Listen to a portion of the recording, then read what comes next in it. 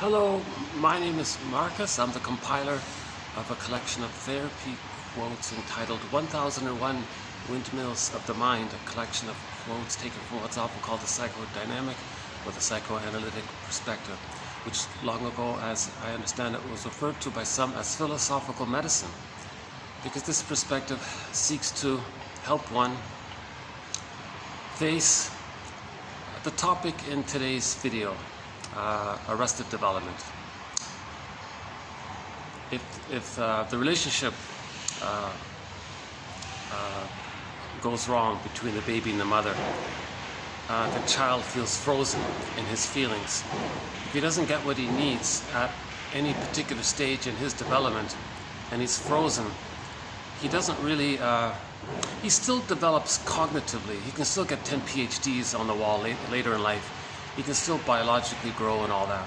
But in terms of his psychological birth, having his beingness, his ontological self, his psychological self, I feel, therefore I am, this sort of embodiment, feeling connected to yourself, that can get frozen, like that woolly mammoth frozen in that block of ice up in Siberia. So the basic theory is that the child has needs, of course. Humans come out too early. They need an extended womb. So the first relationship is between the baby and the mother, is where the mother is a symbiotic object for the baby, or a self-object for the baby.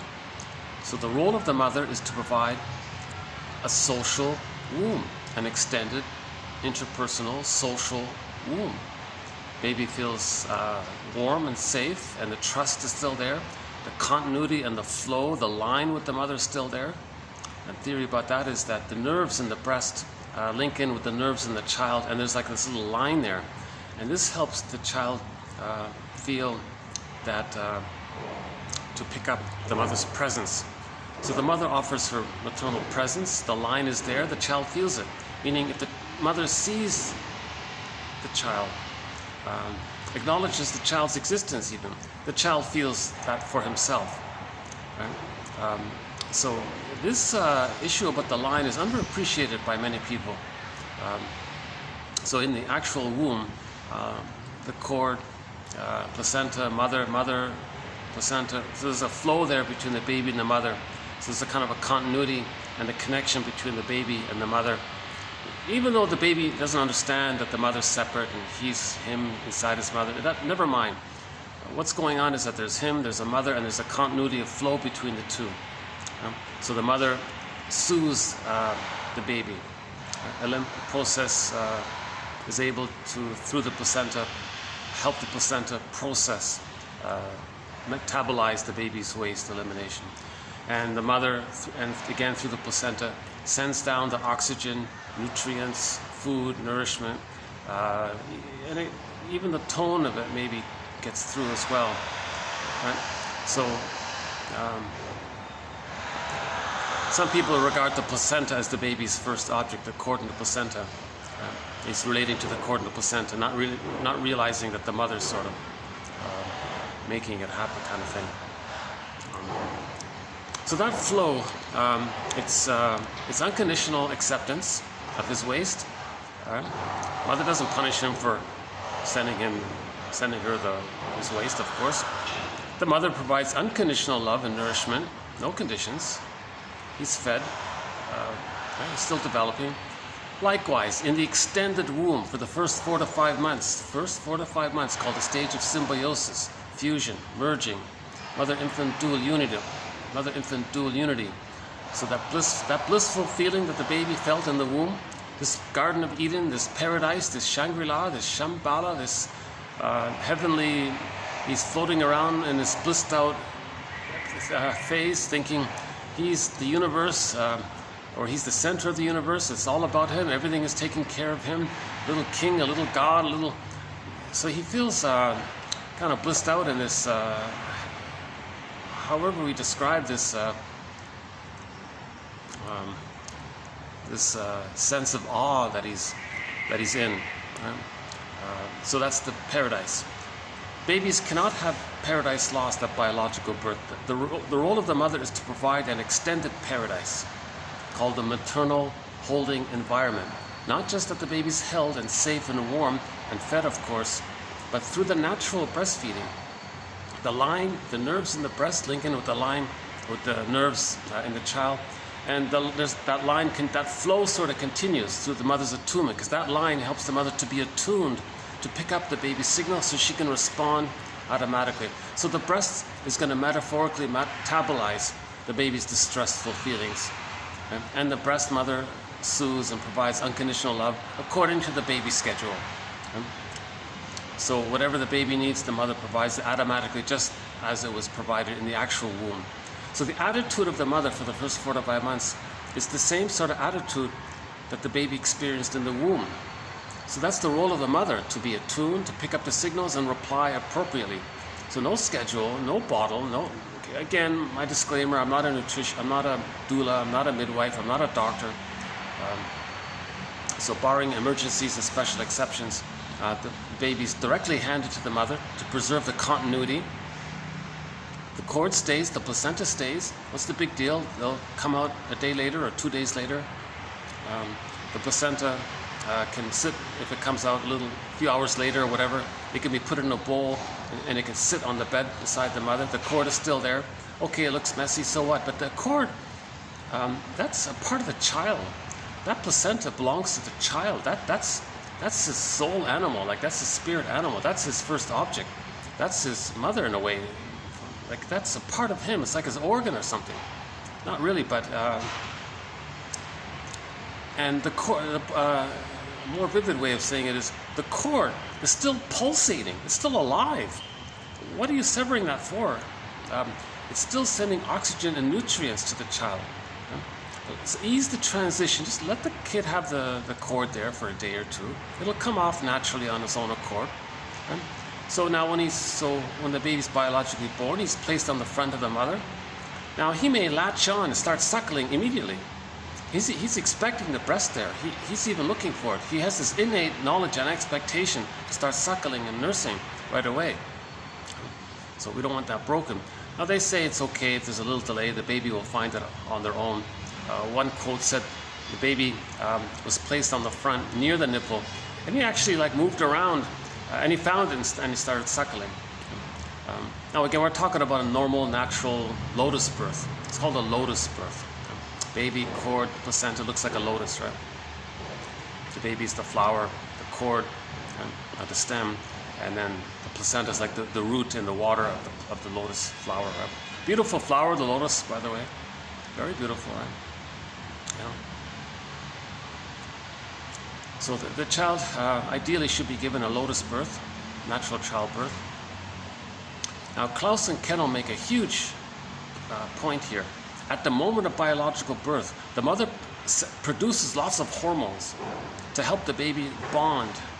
All that oxytocin, the love bonding hormone, all that bonding there, estrogen, whatever the list is, it helps the baby to bond to the mother, to stick to the mother, and to connect to the mother, to feel safe. He's in love. He's in the blissful state, falling in love. Similar to people falling in love, they're in that blissful. So the symbiosis is there. So the baby enters into the stage of symbiosis, the mother-infant dual unity.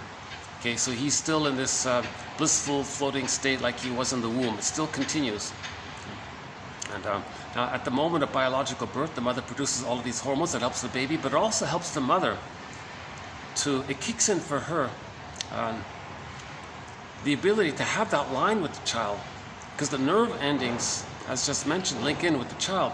So now she can be attuned. She can understand the baby's signals. It's as if the baby's born. The mother says, "Hello, baby, welcome. I've got a line with you." "Oh, hi, Mama. I've got a line with you." So there's like a friendly, playful flow taking place between the two. Now the mother's presence, that's called reverie. Her consideration, her beingness for the child, her being there for the child, it's called reverie. The child picks that up. He has that for himself. So he can self-reflect and feel present for himself, because the mother was present to the child. The child can then be present for the self. Whatever the mother does to the child can then to himself, because the brain is malleable, it's expanding quickly, and the neural networking in the baby's brain, the wiring gets laid down, modeled after the interaction with the mother. So human connections lead to neural connections.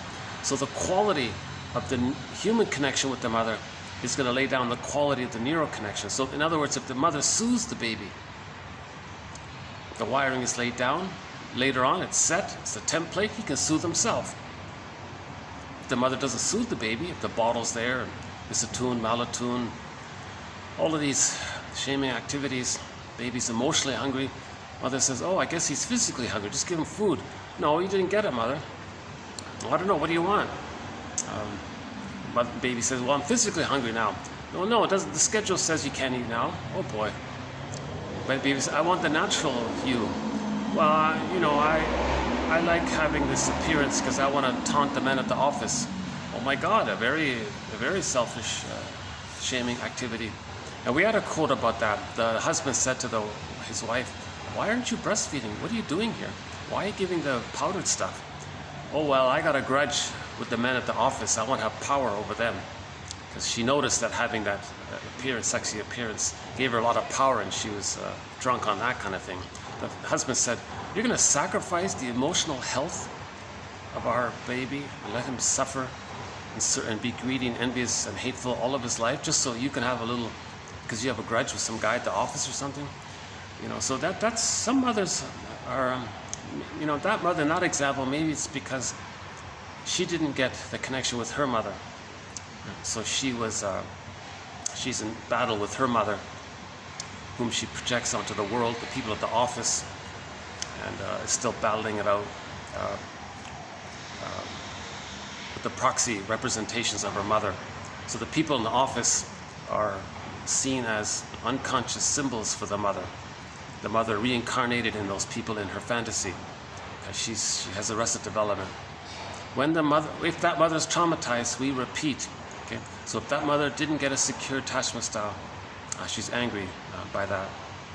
So she's not going to give her child a secure attachment style to communicate that her mother didn't give her a secure attachment style. So when there's trauma, we repeat. When there's trauma, we lose feelings and memory. We repeat and search for them. We repeat because we don't have memories and feelings. That's why we are repeating. When we get them, we stop repeating. Again, repetition, compulsion, and trauma are synonymous. TQ 2119 by Paul B. Russell is a good place to start in on with our thread on repetition, compulsion being synonymous with trauma, how we transfer the childhood situation into the present with the fantasy that we can change the past somehow. If we repeat the past in the present, we can somehow change the past, because the baby doesn't understand time. Again, the baby is in a state of timelessness, pictorial thinking, implicit memory system. It's a different world. Alice in the myth and fairy tale world. It's pictorial. Things are exaggerated because images get infused with the baby's feelings. If the baby's enraged, he says this monster mother is enraged. He can't accept his feelings, so he projects his feelings onto the mother. The last video we talked about this as well, several. So Klaus and Keogh, 1976, wrote a very famous book that I think, oh my God, he saved a lot of people's emotional health, souls, because he helped to change hospital procedures. They said that they removed the babies or induced labor. Everything that was done in the hospital was to meet the needs of the hospital, to be efficient and all that. Doctor says 5 o'clock, well, induce the baby, I want to go home. No respect for the baby and the mother. He's just selfish doing what. So Klaus and Keogh wrote that book, Mother-Infant Bonding, and follow-up books, and they explained about the importance of the time sensitivity of the hormones being produced at the moment of biological birth to help the mother be able to function as a mother. She needs that latching to take place in the beginning. If the baby is removed,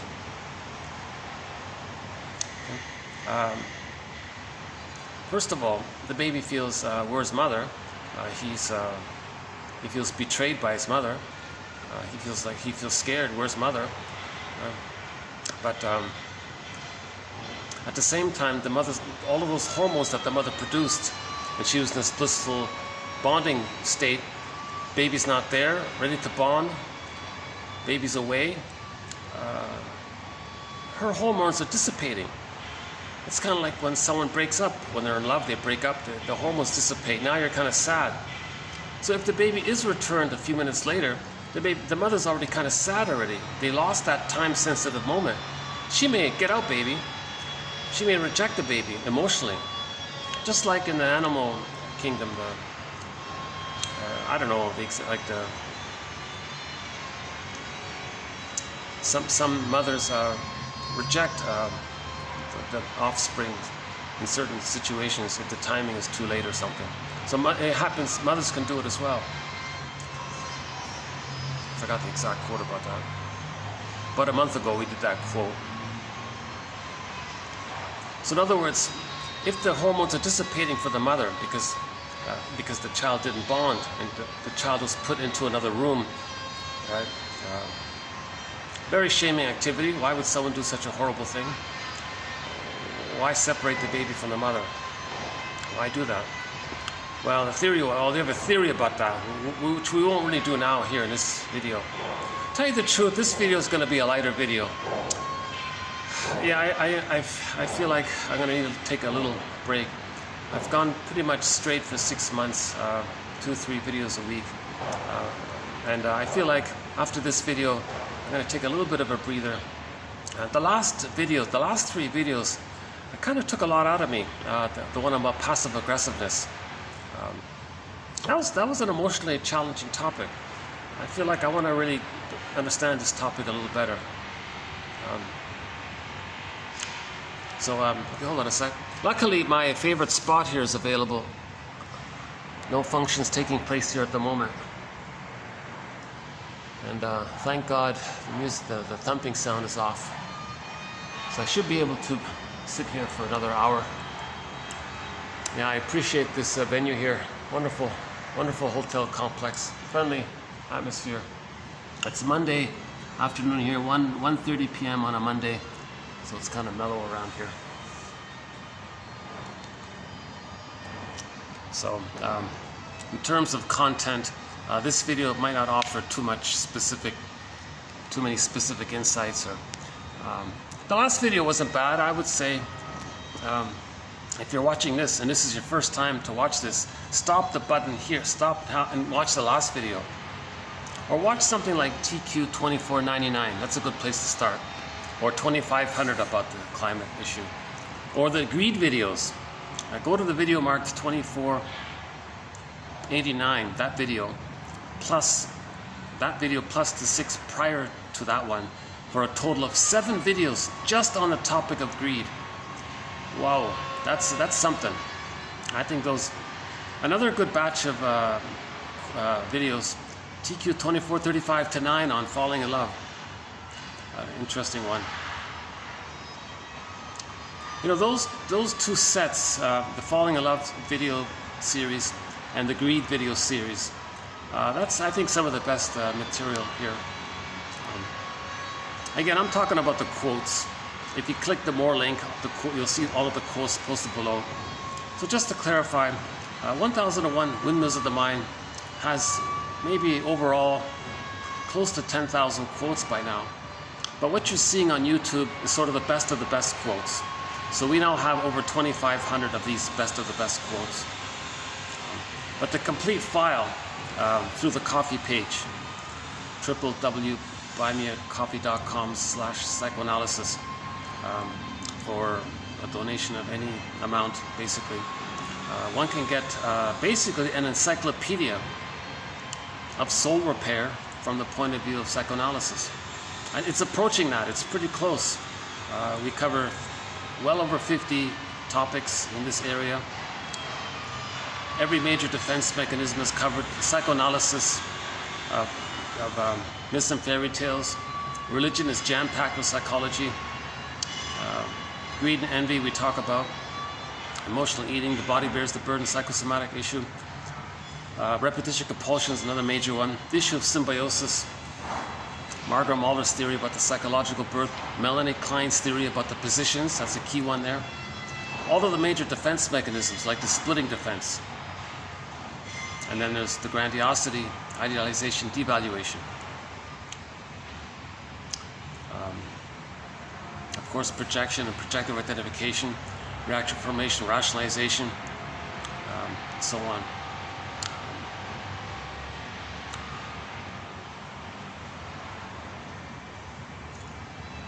The most recent thread started was passive aggressiveness. So the past 3 videos was on that. I'm very drained by that one, to tell you the truth. Whoa. Plus I had to redo one of them, so that added to it. But, and I played a clip from a TV program about passive aggressiveness. The audio isn't very clear. So what I might do is, at the end of this video, if I remember it, I'm gonna go upstairs here to a quiet room and see if I can play it again, just to have it, just so you can hear it at least. But it's on YouTube. If you want to learn something about passive aggressiveness, type in Scott Wetzler, W-E-T-Z-L-E-R, passive aggressiveness. The news program was 2020. They did sort of a news segment on his book, which we based mainly our quotes on. I mean, the video was, those 3 videos were mainly based on quotes from his book. So he wrote a very good book, Scott Wetzler, 1992, called Living with a Passive Aggressive Man. I think if he's smart, all he's got to do is change the word man to woman, and he could sell those books to men. Or if men read that book, just change it, because women are also passive aggressive. Maybe the author was being passive aggressive to not directly write about how women can be passive aggressive. He said men are so passive aggressive. Actually, women can be very passive aggressive as well.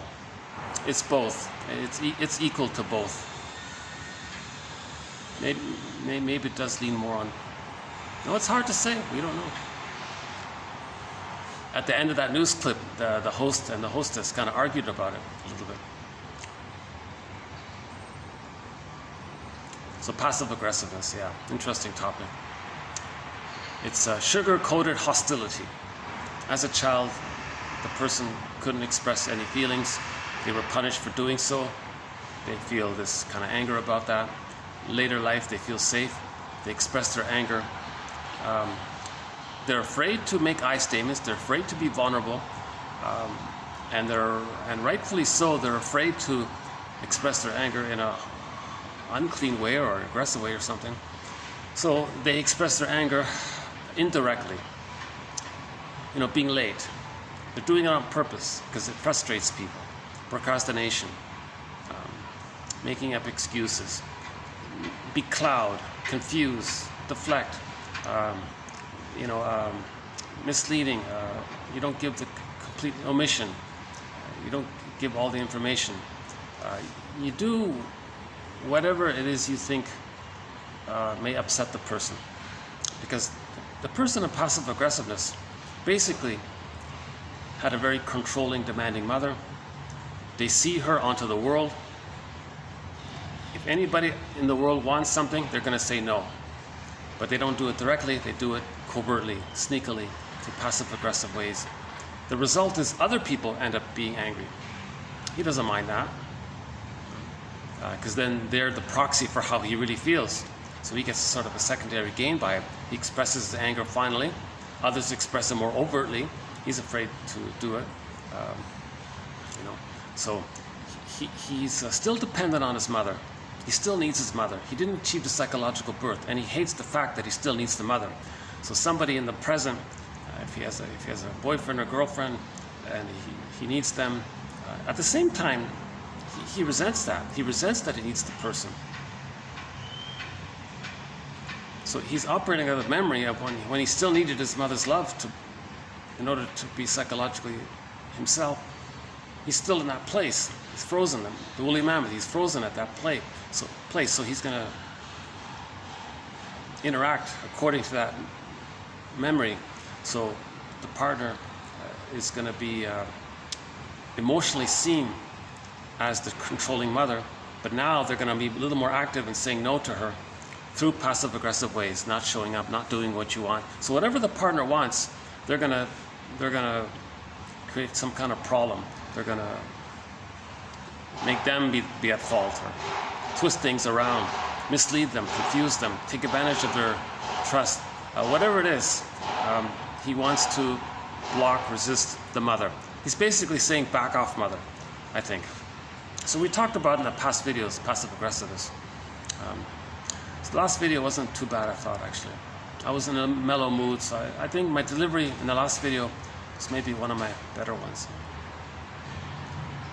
Again, I'm not a shrink. I haven't been analyzed. I'm not a professor. I have a humble BA, you know. I wish somebody like Masterson would present this material, you know, or any one of our mentors, James F. Masterson. He wrote a great book called The Search for the Real Self. Or if Karen Horney, you know, were to present, I mean, these people are all past, right? But I'm talking about if there were like an analyzed shrink out there in the world somewhere presenting this material, I would happily listen to them and not make this podcast, but nobody's talking about this material. So it's better than nothing. At least I'm offering the quotes posted below and a file of the quotes through the coffee page. So I feel like I'm offering something. My commentary is partly my effort to learn it myself. Somebody said, if you want to learn something, we'll teach it. Really? Okay, well, I'm in my sort of clumsy effort to teach it. I guess I'm kind of awkwardly trying to learn it myself. And I am learning it as I'm so-called teaching it. I'm not sure how effective I am because I'm anxious myself. Nobody wants to watch an anxious speaker. You know? Me too, if I watch somebody on YouTube. I would appreciate it if they're calm and easygoing. You know. That's sort of my goal, by therapeutic goal, to get to a place where I'm embodied and calm and can speak from that kind of calm place. Things are amplified on the camera, isn't it? Like you notice things more. Things are exaggerated for some reason. You notice.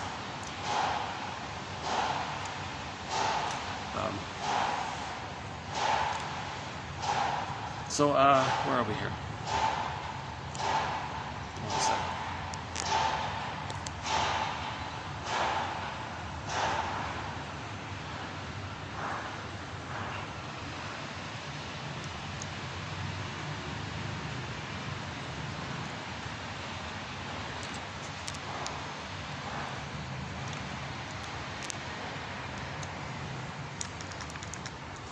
Oops. Oh, what happened here? Hold on a sec.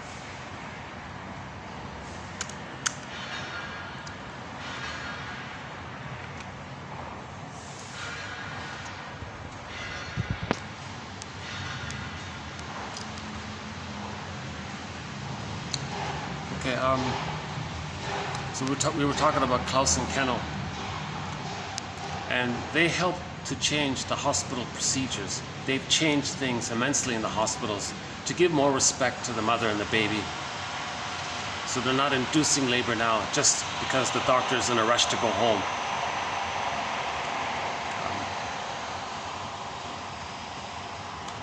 Because that's a betrayal for the baby. You're not respecting what he needs. You're going against. That's so stressful for him to do such a thing. So let's say the baby latches on, is suckling, and the mother is present, and he gets his symbiotic needs met. He gets his paradise. So the mother did a good job. She gave the baby their paradise. Then at 4 to 5 months, he starts to hatch out for a psychological birth. But this hatching is gradual. It begins at 4 to 5 months up until the age of 3. And he goes through different sort of phases between birth and psychological birth. So that's Margaret Mahler's theory about the psychological birth, called the separation individuation process. First, he's got to enter into the egg and then separate from the mother. 18 months, he starts to individuate for himself. So he's got to separate from the mother. Second part is he starts to know himself more fully. By the age of 3, he's much more autonomous psychologically. Now, if he doesn't enter into the egg, he can't leave the mother. You see? That's developmental trauma. Derailed development. Arrested development. Right? stunted development. He can't know himself.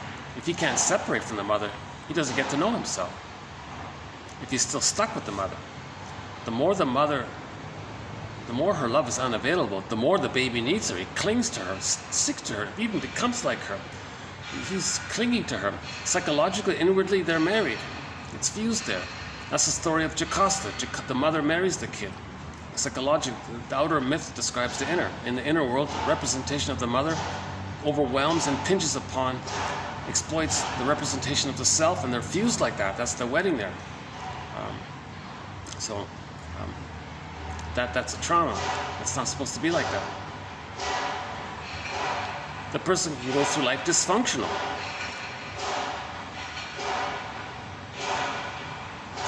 Because if he's dysfunctional, that means he's loyal. He's still waiting for mother to change her ways. But for the mother to change her ways,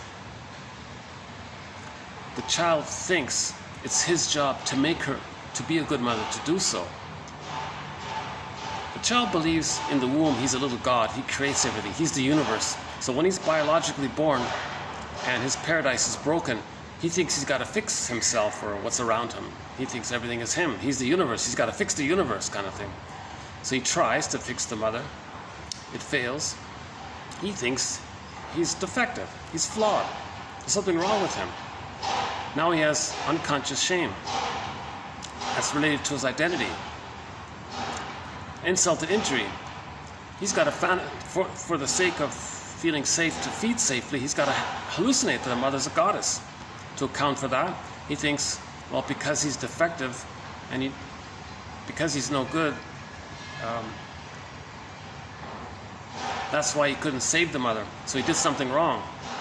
So there's unconscious guilt like that. So if that's frozen there, he still has the false belief that it's his job to save the mother, to make her be a loving mother so that he can get his paradise needs met. He wants the extended paradise, the stage of symbiosis, merging, fusion, mother-infant dual unity. It's the unico mystica feeling. He wants that extended paradise, this blissful, heavenly feeling. When people fall in love, they kind of revive some of that blissful state. Love conquers all. They're powerful and happy. The baby is in this blissful, powerful, happy feeling. Confident, happy feeling. Like a little god or something, right? So powerful and happy and free. And, not really free, but the point is, all babies need an extended womb. The baby has the false belief that it's his job to fix the mother, to get that extended womb. Now he's bonded to the rejecting mother, and he's going to keep on trying to save her. So in order to be loyal to the effort, to his effort to try to save the mother, he can't leave the mother. He can't betray the mother. He can't break the deal that he made with the mother for the attachment. Part of the deal the baby made was he gave himself up to have the attachment, meaning he repressed his feelings and needs. The earth opens up, it gets zooped down. The last video for more, I won't redo that one here, about the repression. In the Disney movie Joy and Sadness, in that Disney film called Inside Out, got zooped into this other world. So his feelings got zooped into the non-reporting brain, into the unconscious, the underworld, unconscious, non-reporting brain, inferring mind. Again, last video. So the child gives himself up for the attachment. That's the deal he makes. One self-help book is entitled, "Do I have to give up me to be loved by you?" We can modify it. Mother, do I have to give up me to have an attachment to you? The baby thinks that. Now he's stuck in an adhesive identification with the mother. He's stuck in the tarp of a negative union with the shaming mother. And then he finally gives up and identifies with her. Now he's basically being like her because he's got to stay close to her and try to save her, and mirror her, be close to her, watch her, be there waiting for the mother to change her ways. But in order for the mother to change her ways, the baby's got to fix the mother. So he's going to be loyal to her to keep on trying to save the mother. Okay? So that's dysfunctional. He'll go through life sabotaging his personal happiness, his personal interests and joys and abiding love and empathy and reparation and love and gratitude. These things are all sacrificed if the trauma takes place that early on. So he'll be dysfunctional to still try to save the mother, protect the mother, heal the mother, make her a good mother so he can get his paradise. The baby needs the extended paradise with the mother. And he's stuck like that. That's stuckness because of that failed interaction. The greatest hurt of all, mother failed me. That leads to that stunted development. That stunted development or a fixation at that rejection level of not getting a symbiotic needs met, resembling the woolly mammoth or joy and sadness getting zooped away, or Miss Cord in the myth Demeter Persephone Cord gets pulled down. Okay. In the sci-fi TV series called The Room, starring Peter Klaus, the little daughter was missing. That kind of stuckness of something lost like that. And of course the journey is to go find the little girl, bring back Miss Core, let joy and sadness come back to the console, to the front. Okay, we want to reclaim what we lost in childhood. But when it's lost like that, we're missing something. We feel stunted, like we feel frozen, kind of thing, right? At midlife, this is expressed when people say they feel like something's missing in life. Life is on hold emotionally. Is this all there is, kind of thing?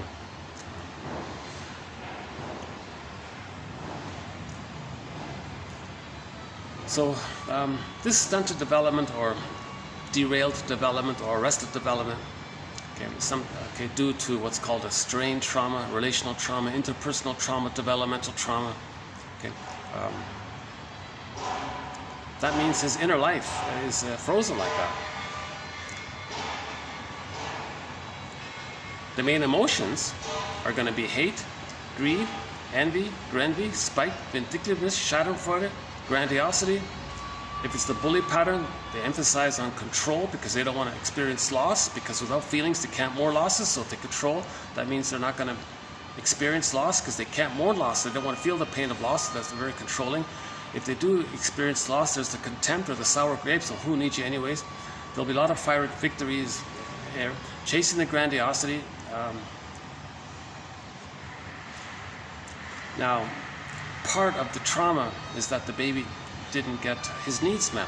One of his needs was to take in a positive maternal experience of the mother. Let's just keep it simple. He's at the breast. He needs to be fed properly, emotionally and physically. It's got to be proper like that. Not just the powder stuff. He physically survives. His emotional feeding as well. The reverie, the connection with the mother seeing the baby, her presence. Oops, hold on a second. Got some people here. So let's let these people pass me here. I'm now realizing that the best time to do these videos is around maybe 12 and 2, I guess. Hold on a second. Because it starts to get busier and busier from this point on.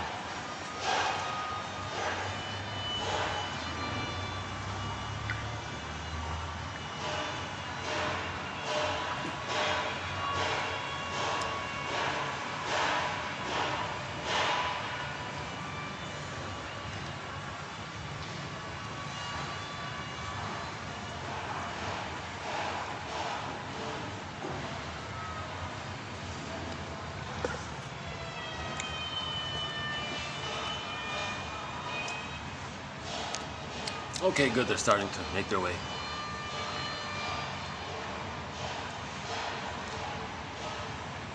Yeah, I try my best not to get anybody in the camera, that's why I sometimes pull the camera away.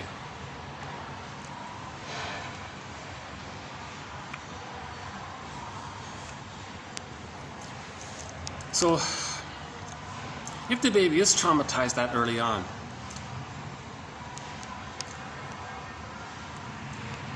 he feels a lot of anger around not getting his needs met. He was shamed. First, the mother humiliated him, so he felt shame. Now he's enraged by it. He may, depending on how painful it was, he may, later on, hate goodness. Hence the envy, hatred of the good. So he may go through life being envious, and that's the connection to the mother. If the breast equals envy to the baby, then envy is the connection to the mother. So we had a quote recently that said that the baby can't tell the difference between the breast and his experience of the breast. If his experience of the breast is that the goodness that he needed is associated with so much hurt and pain, he doesn't want to be reminded of goodness. He doesn't want to consider goodness. So if later in life if something is seen symbolically as good to others, or if something's good out in the outer world, it's going to trigger him. Well, that's kind of good, isn't it? People like that. That reminds him when he was a child he needed goodness. So he wants to remove the source of envious feelings. He doesn't want to be triggered. So envy is hatred of the good. So he'll go through life wanting to see goodness outside of him damaged, so he's not triggered. Now, part of this, that's the deep driver. Now, the organism is engaged in repetition compulsion. The baby had a need. It doesn't get met, he's going to try again. Mother, I have this need. Mother gaslights the baby. No, you don't. No, I do. I don't. So he's going to try harder and harder. He's getting angrier and angrier. At some point, it clicks over into greed. Now the baby's enraged. It may get to the point where the baby's so enraged of needing around what he needs, he has the fantasy that he wants to bite the breast, possess it, control it, have it, maybe even gobble it in, just to have it and control it, because he's so angry around what's happening. So there's the insatiable greed. Now, of course, if that's going to fail, if the needs don't get met and the baby's angry, it makes it more difficult for the mother to. The mother might even shame him. Don't get angry at me. Okay, so he's failed at the place where greed didn't work. Repetition compulsion. He'll still keep being greedy outwardly. Symbolic goodness, he wants to gobble it in. It doesn't work. But greed destroys. The envy underneath wants to see greed do its work, because greed destroyed. So 2 months ago, a famous multi-billionaire, a short seller guy has billions of dollars. I think he maybe threw humanity a narcissistic gift. He wanted to look good. He said, look, world, it's not about greed. It's about envy. The world, his actual words were, the world is driven by envy. Because he's still doing it. He's still plundering, destroying the environment. He wants to see it damaged, unconsciously. Why does a 90-something-year-old multi-billionaire, what does he need more stuff for? It's not about greed, it's about the envy. Greed destroys. That's the driver, the envy. So we may say that greed is the Trojan horse for envy. Okay. So this goes back to the baby associating motherly goodness with too much pain, and he's stuck there.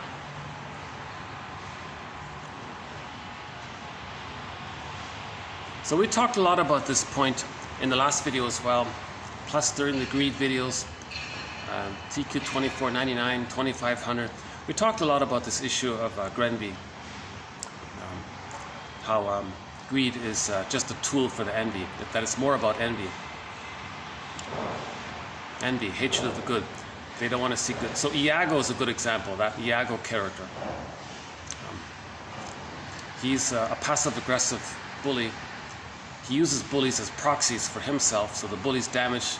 They like the grandiosity and control, but they're the proxies for the Iago types, you see. So we talked about this area as well in the last video. So let's not go into too much detail. I want to keep this a light video just for myself.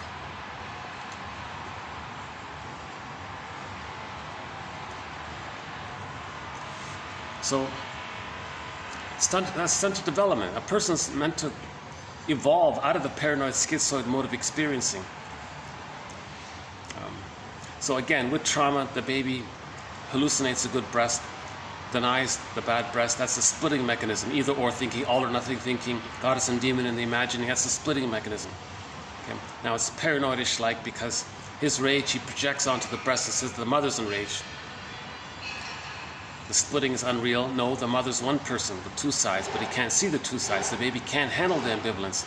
The baby can't get the idea that the mother is trying her best, but the baby's being so shamed by her, but he's supposed to forgive her because she wants to do well, but he can't do that. He's got to split it. He's got to have a good mother. He's got to make it. He'll hallucinate like that thirsty guy in the desert hallucinates an oasis. The baby hallucinates an oasis paradise breast because he needs the extended paradise. And the reality that he's being shamed by the mother, he denies it and thinks that that shaming mother's not his mother, it's someone else. So in myths and fairy tales, the goddess and demon are seen as separate characters, but no, they're two sides of one person. The baby can't do that. So if a person is stunted in their psychological development there at the splitting mechanism, the splitting defense mechanism is just very brief, it's very temporary, it's not normal to have, the splitting is resolved by the age of 4 to 5 months, where the baby can see the two sides of the mother. And he would feel bad to be angry at the one he loves, so there's that ambivalence there, and he might want to apologize or something, or he's grateful for the love he gets, and he can say, okay, mother's pretty good, but she's having a bad day. He can sort of accept that kind of thing. If the mother is mostly loving, not too bad, but if she's too bad, he can't handle the ambivalence, he maintains splitting. So there's stunted development. So splitting leads to prejudice, splitting leads to this either-or mentality. One simple way to describe splitting is the more traumatized the baby is, the more in later life they're going to see the world in either-or, all or nothing. Intuitively, I think that quickly summarizes the thing about splitting. If you type in the word splitting in our search engine, you'll get the best quotes on the topic. Well over 200 quotes on this issue of splitting. Actually, I think we have one more. I think we have one in here in this video. In this video, we'll be doing 30 just short little phrases and sentences around this issue of what arrested development is, just to describe, to offer some kind of definition of it. I couldn't find one clear, excellent definition of arrested development. So I just plucked out what other people have said tangentially, partially. Maybe if we bundle them all up together, maybe we can sort of get one basic idea around it. This will be updated because I feel like I got to do some more digging around this. But it's a start. It's a start. So so this video is TQ2521 called What is arrested development, or stunted development, derailed development, warped development, whatever term we use. So meaning emotional, psychological, spiritual, the inner, in the feeling world. If the person just has prejudice, and greed and envy and spite, that's trauma. That's arrested development. In normal development, it's I'm okay, you're okay. It's warm, it's friendly, it's generative, they know their interests, it's actually kind of playful and it's relaxed, it's easygoing,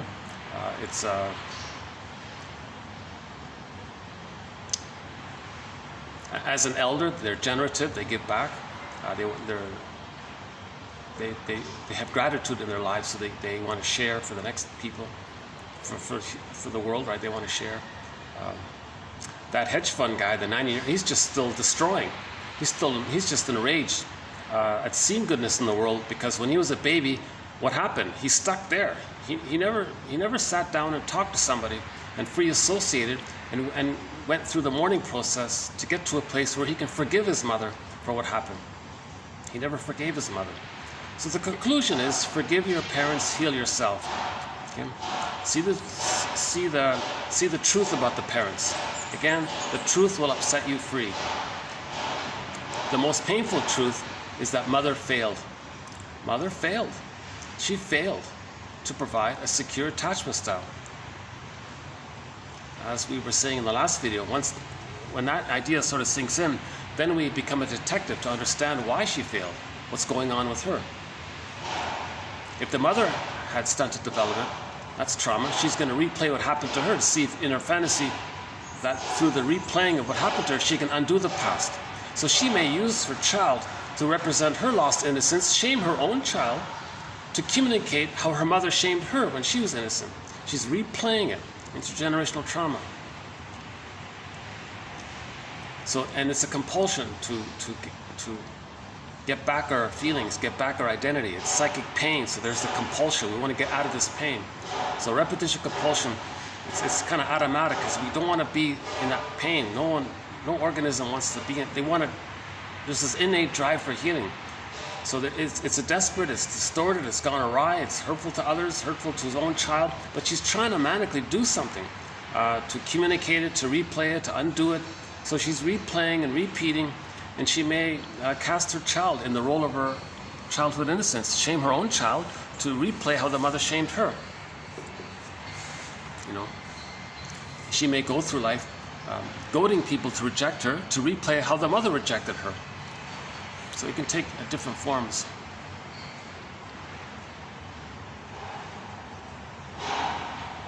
Okay. Hold on a sec.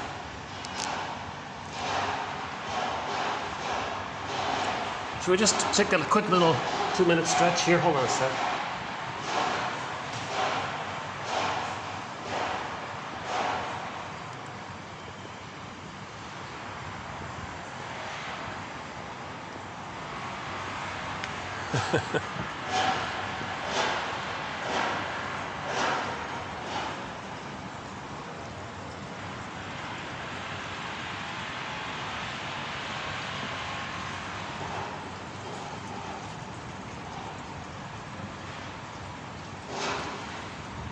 Okay, let's go back.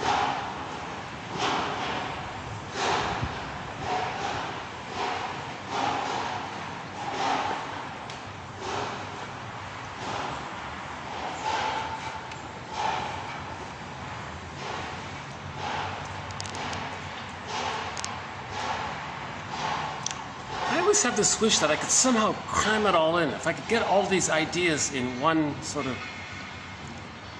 you know, like in 1 hour, can I get it all? I can't do it.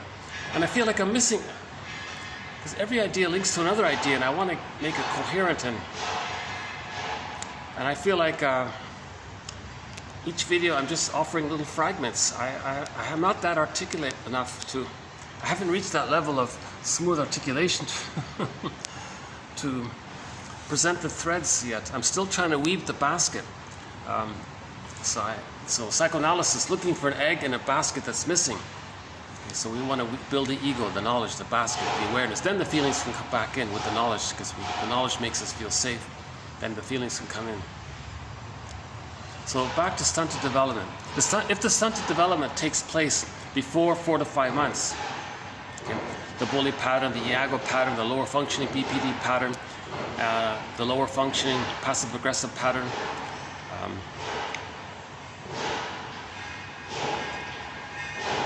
the lower functioning passive-aggressive pattern being a secret version of the lower functioning BPD pattern. So a lot of these earlier ones,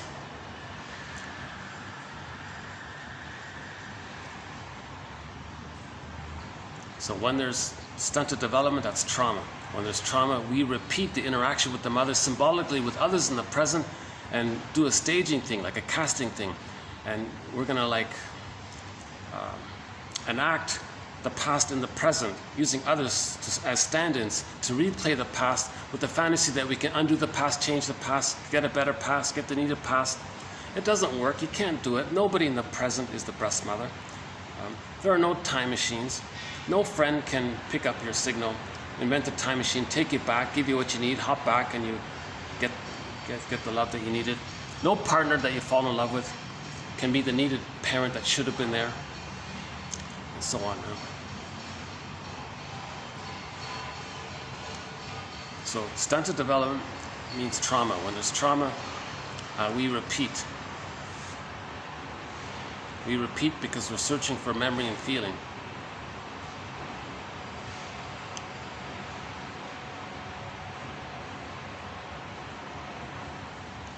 We repeat to see what happened in the past.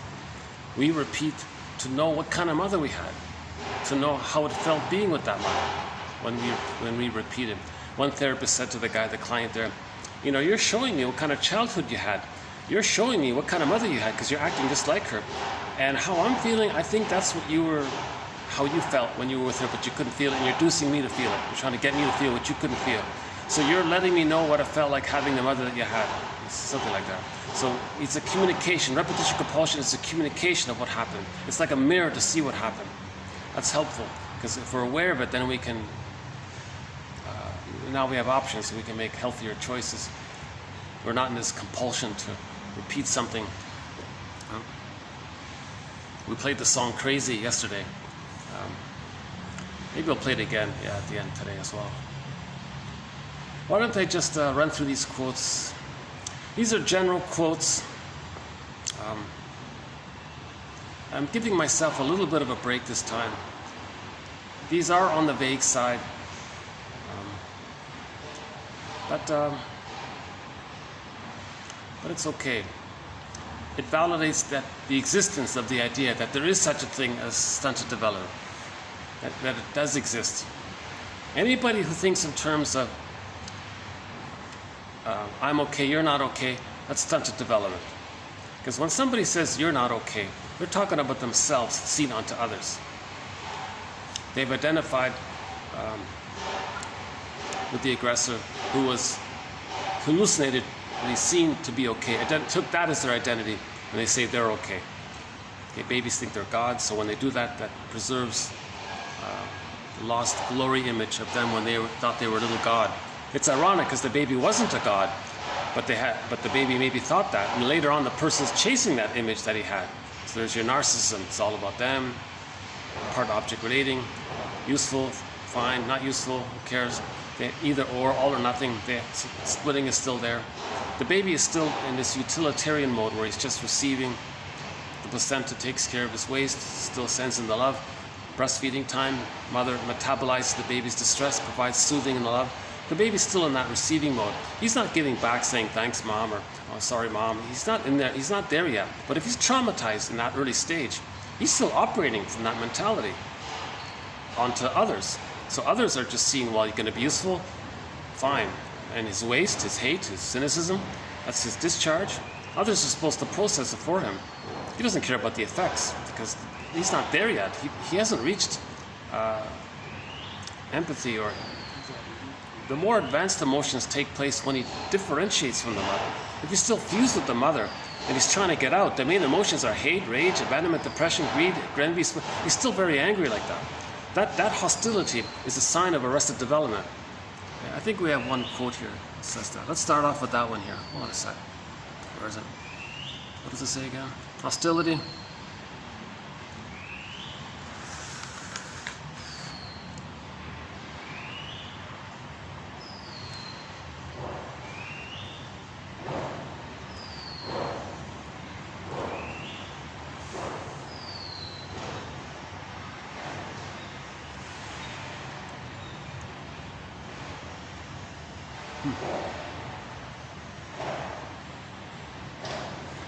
Maybe we did it already in the previous.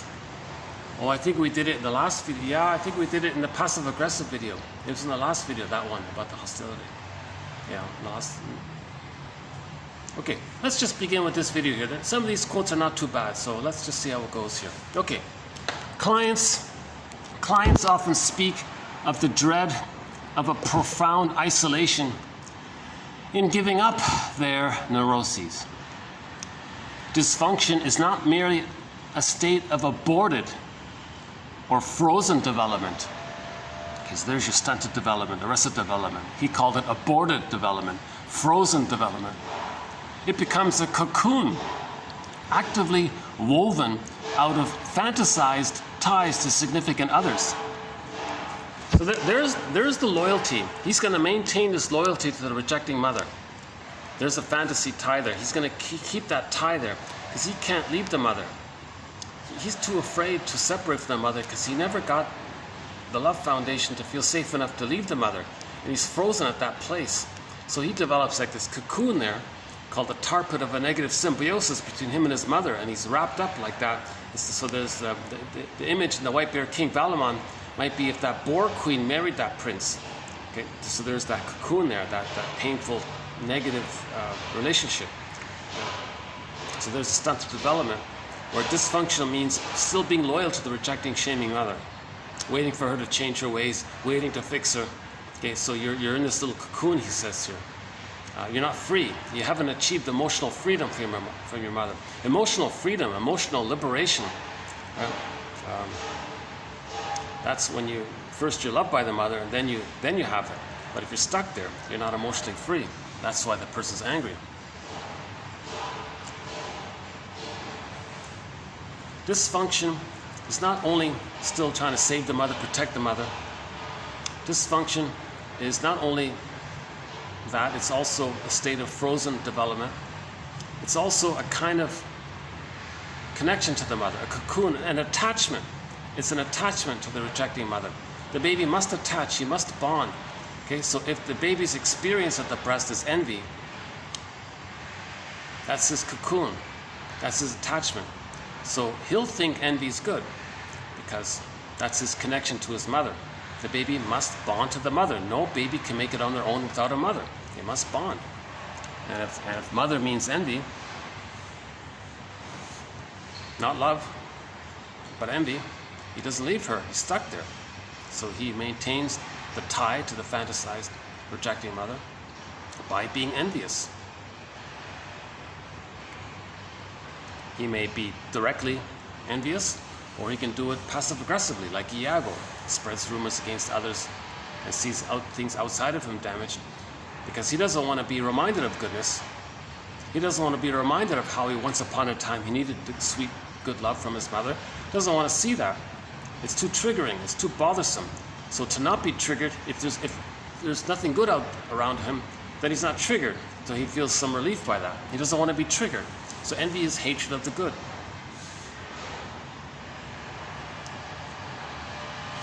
So that's why the plunder system, that's the plunder system guy, he's a leader of one of the leaders of the plunder system. He was saying, look, the plunder system is driven by this envy. It's not greed. I guess normally, let's say it was driven by greed. Let's say a person does get enough money, he would quit normally, right? But he doesn't. It's not about the greed. It's about seeing goodness things. Because greed doesn't change the past. Greed doesn't heal. It can never be about greed. Because greed cannot change what happened in the nursery. So it's never about greed. It's never about greed. Greed is the repetition compulsion of the failed nursing experience being replayed over and over again with the fantasy that the thing you get, the greedy thing you gobble in, the thing you possess, can somehow be the needed breast from the nursery. That's ridiculous. It can't be. But greed is an attempt at this. It's called the psychotic part of the brain taking over the person because it's in this psychotic quest to get the love that it needed. The baby's not really present in reality, right? So the baby's still trying to get the love that he needed. So it gets the person to be greedy. It gets the person to see that extra thing that you don't need, buy it, get it, possess it, maybe that's the breast. If it fails, try again. It fails, tries again, because he's stuck like that. So greed never can be the transformative breast mother.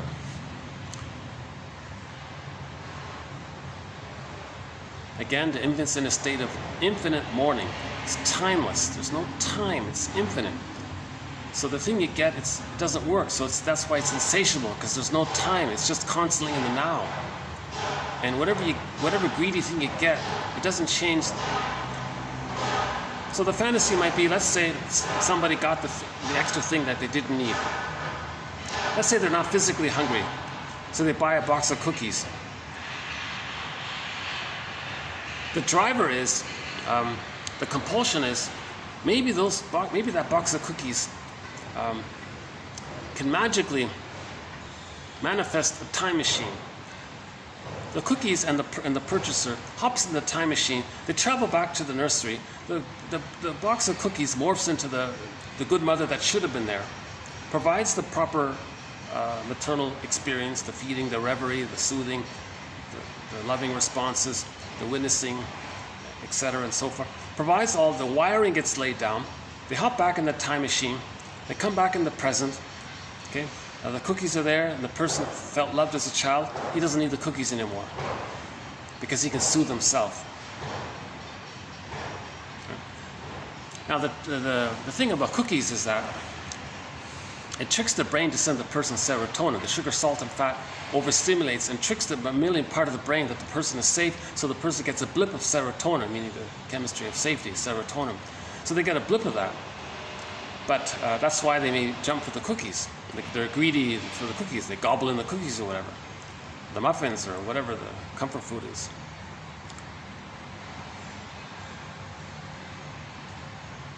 So that's just sort of an added element towards why they may choose, in the case of emotional eating, why they might choose food.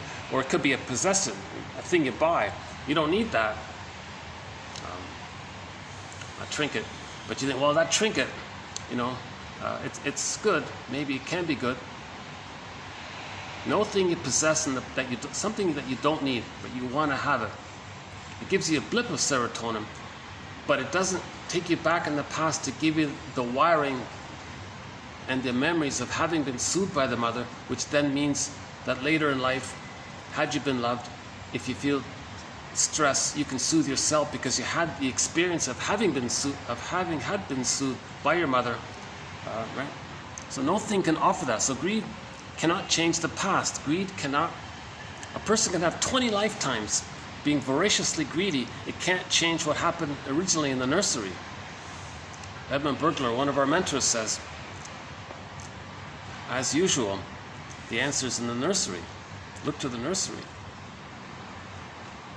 The nursery trauma sets a template. It's like a script, it's like a schema, a working model, a blueprint, an architecture, like a structural thing. And we're just replaying it to see if we can correct it. The present can't change those wiring. Those are deep psychological imprints. Just replaying it just reinforces it. It doesn't change it. The only way to change it is through the mourning process of knowledge and seeing and recognizing what the templates are, what this model is. And you go, oh my God, that's what's there? That's what my mind created in the relationship with my mother? And that's what my mind did? Whoa, well, she really failed. Well, let's first understand this and how it happened. And now in my present, I can make new choices knowing that. I don't have to act out the past if it's there. I can have sympathy and sadness around it being there. Now this hasn't the effect of kind of healing the inner world. As we're accepting things, things can heal inwardly. Okay, so the goddess and demon through the forgiveness can morph together and create an image of the mother as whole. So through the forgiveness process. Forgive your parents, then heal yourself, differentiate. So you got to forgive the parents as part of it. Clients often speak of the dread of a profound isolation in giving up their neurosis. Because if a person gives up, let's say being envious, that means they're leaving the mother. That means they're going to face the theories, the abandonment depression, the persecutory anxiety of what the baby would have felt if he had no mother. If he were to leave the mother, but the baby had to attach to the mother. But we're still being loyal to them. But we're grown up now. We can make it on our own. But the baby couldn't make it on his own. So what the baby did to survive helped him. Later it hurts the person. It's frozen. That's why we want to update the script. We want to unpick the threads of a traumatic script, use those threads to weave a new, healthier script.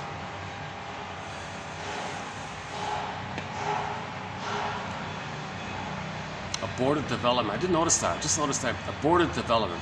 Frozen development. It becomes this cocoon, this woven tie to the rejecting mother. So that's why your rejecting mother, the baby creates an image of the rejecting mother as possessing their rage. And they can't get out of that dangerous thing, so they may project her. So sometimes people identify with the aggressor, shame others to replay how their mother shamed them. Hocus pocus, double focus.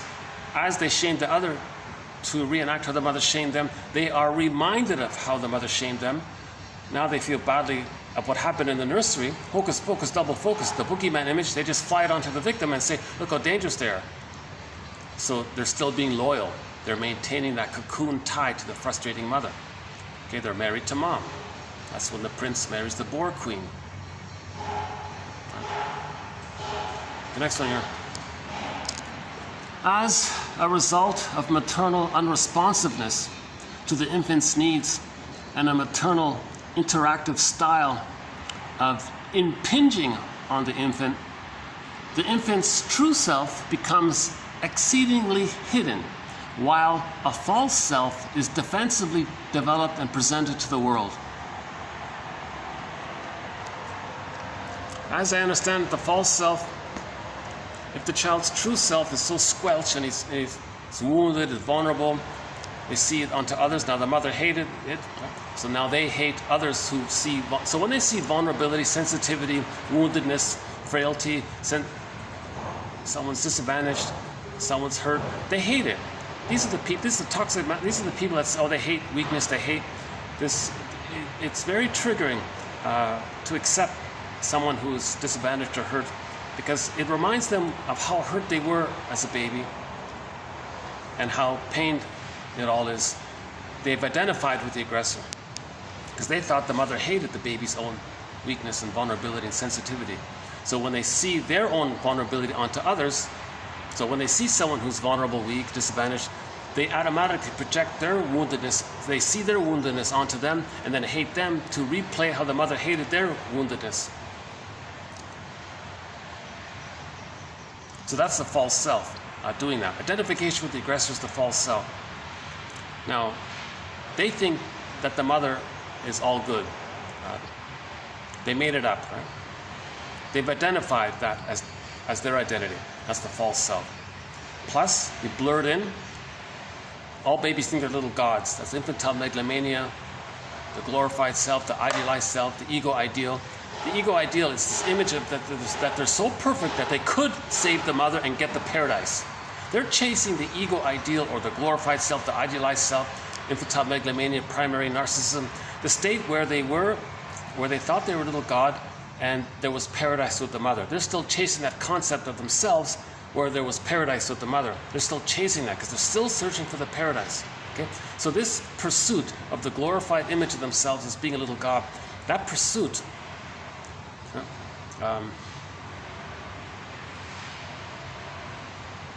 this chase for the glorified self, that self being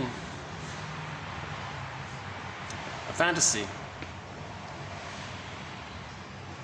ignoring the reality that they're wounded, see it onto others. That's the false self.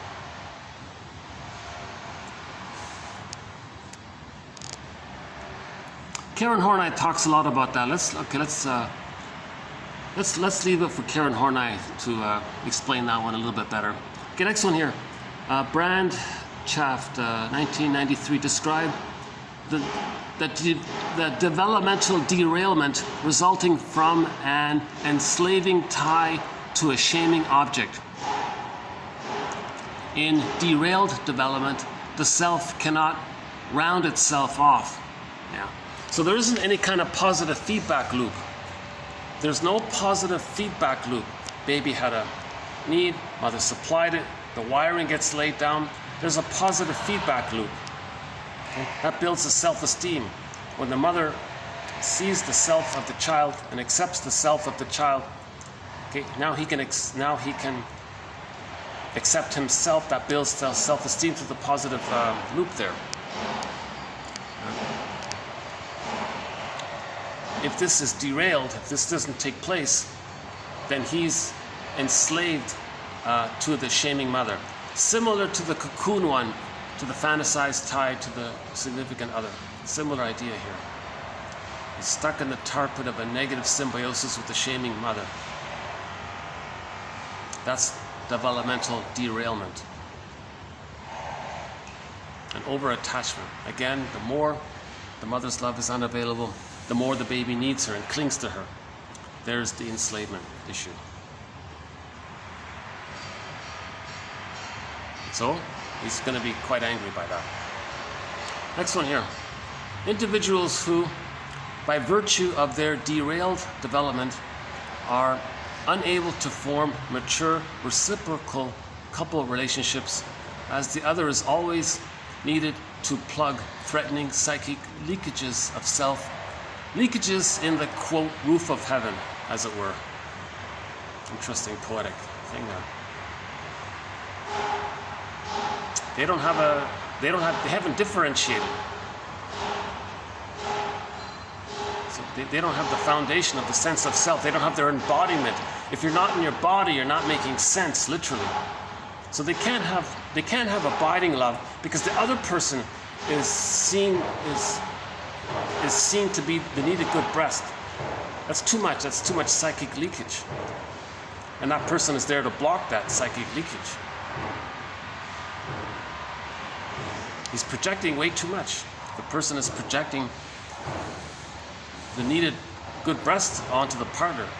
And the partner is being used to hold the guy's psyche there. So they can't have abiding companion love there. Mutual, reciprocal, I'm okay, you're okay kind of love. Usually there's exaggerated fears of need, engulfment, abandonment. Interesting one about roof of heaven. Yeah. Next one here. Fragmentation of the self. Miscarriage of development. Another phrase there. Miscarriage of development leads to the fragmentation of the self. Material can be misunderstood and misinterpreted as defensive, when the case actually is one of developmental arrest. So there's a debate. I notice a sort of certain debate with these shrink authors. What's an example of somebody using a defense mechanism? And what's an example of an expression of their arrested development?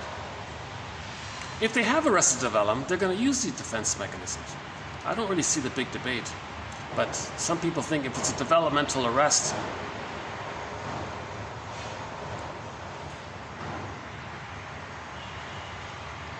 that provides some concept of their situation. But if they're using a defense mechanism, they're just wanting to escape some emotions that have come up. So they sort of see it as something different. Next one here.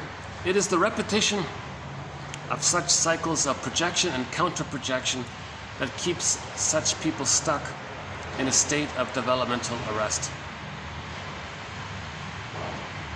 Projection. So maybe if someone colludes with their projections, they're not going to grow, right? Developmental derailment leading to a global character pathology. So their whole overall personality is stuck. So when there's arrested development, it affects their whole general global character. Developmental arrest of the child's soul, i.e.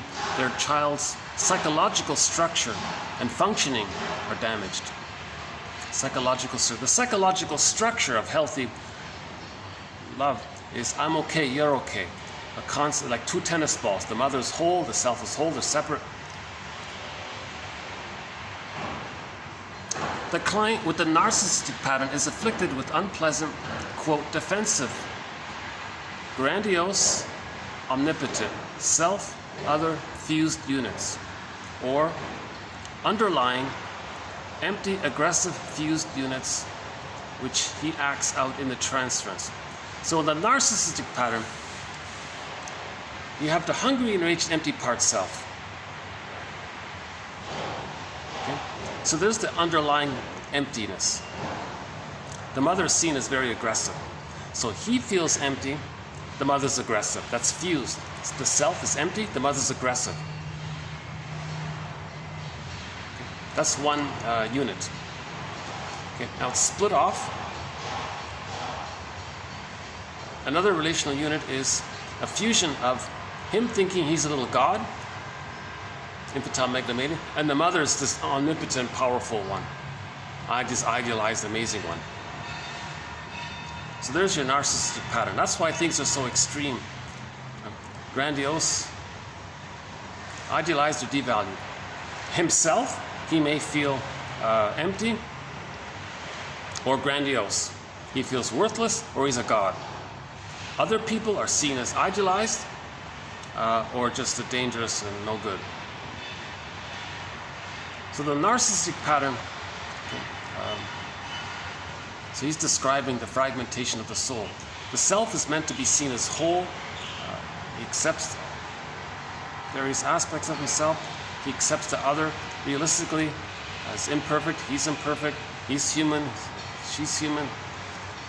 He doesn't do that. He says, either I'm a little god and mother's a bigger god, or I'm nothing and other people are so dangerous. Next one here. An illusion of timelessness was manifested to serve as a protection against an intolerable experience of separateness. Again, an illusion of timelessness was manifested to serve as a protection against separateness. Okay, timelessness. No time. You don't accept loss. The baby doesn't understand time. So if later on there's a loss, they just keep it timeless.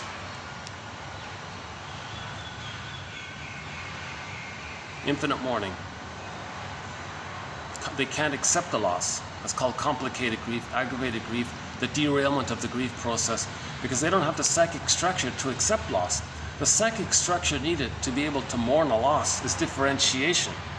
If they didn't differentiate, they can't mourn losses. Now, in order to differentiate from the mother, you got to see the two sides of her. Then you can differentiate. But in order to see the two sides of her, you got to be honest about her. If you still see her as a goddess or a demon, you can't leave her. You can only leave her if you see her as a whole, as one. Then you can separate. In other words, you can't separate and have a separate identity if you think the mother's either a goddess or a demon, because they're both unrealistic. Neither of them are the mother. So you can't separate. Right?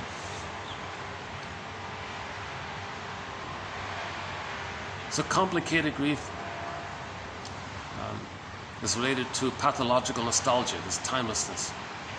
Melancholy is there because in truth, when there is a loss at midlife, the feelings you do have towards the loss of the other, you look at the template, well, self and other, mother are one, so to be angry at the person you lost in the present at midlife, emotionally you look at the template, you put a dash between the M and the O and the word mother.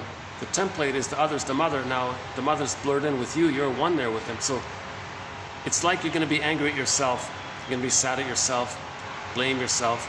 That's melancholia. So the person doesn't accept the loss. So that they think, well, they won't accept time then. The person's still there. An illusion of timelessness was manifested to serve as a protection against the intolerable experience of separateness. Yeah, okay. So he's talking about complicated grief here. It's one of our threads.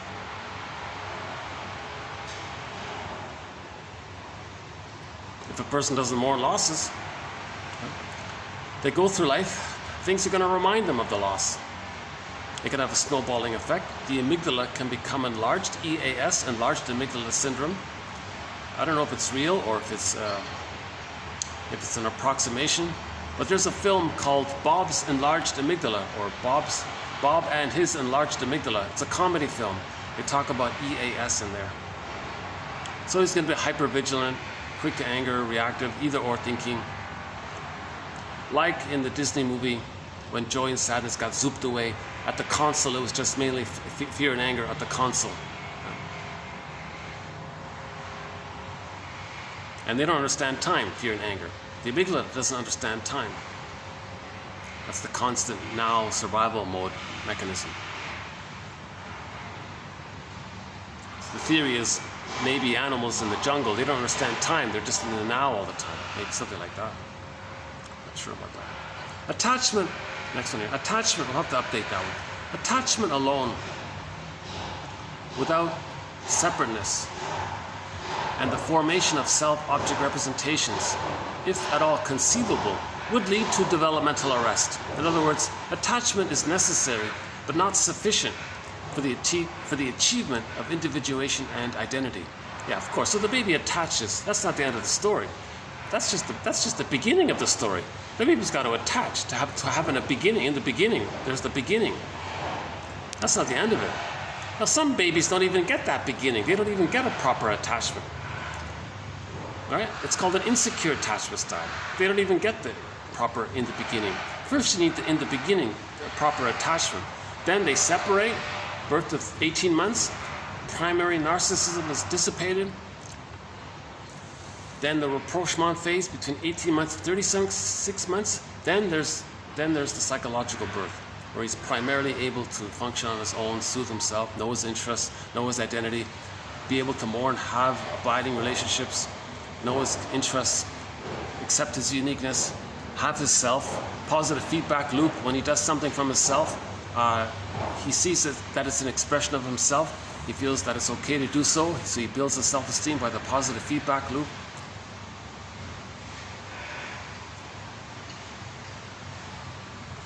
A developmental arrest can occur in one domain while development in other domains can continue. So the emotionality can be frozen. But the cognitive part of the brain that can do math and science, that can still go on. So the guy can still read very well, maybe. So there's a gap there between the cognitive and the emotional. Big mystery around this. Why someone can have a PhD and still be like an enraged alcoholic infant at home or something. That's an oral issue, right?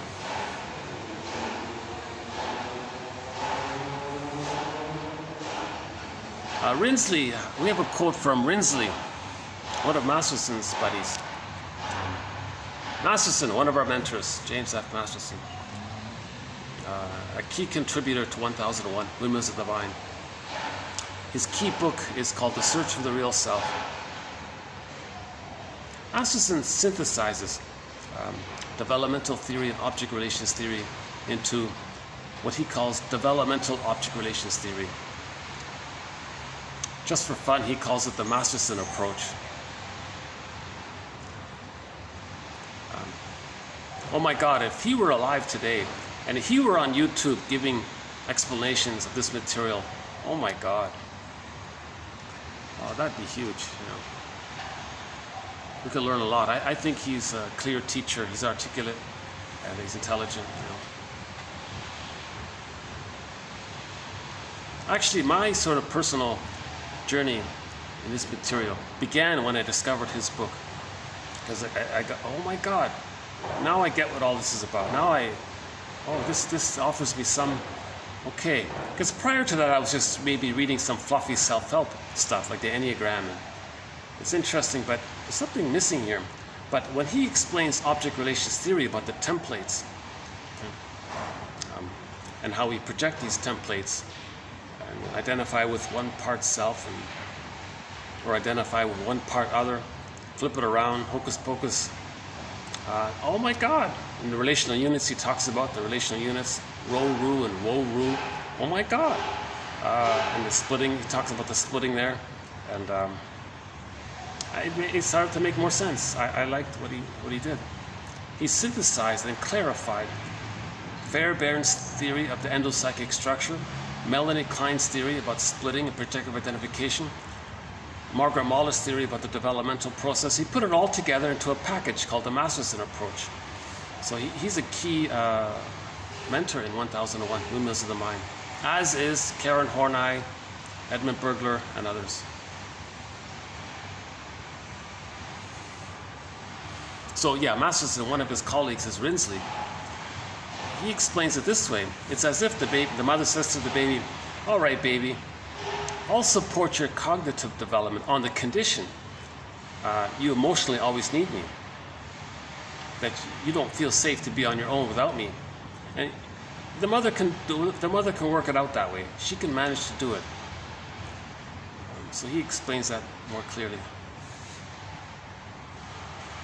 Repetition becomes a representation of developmental arrest. Yeah, because developmental arrest is trauma, Trauma and repetition compulsion are synonymous. So if anybody's repeating the childhood in the present, that means they have developmental arrest or arrested development.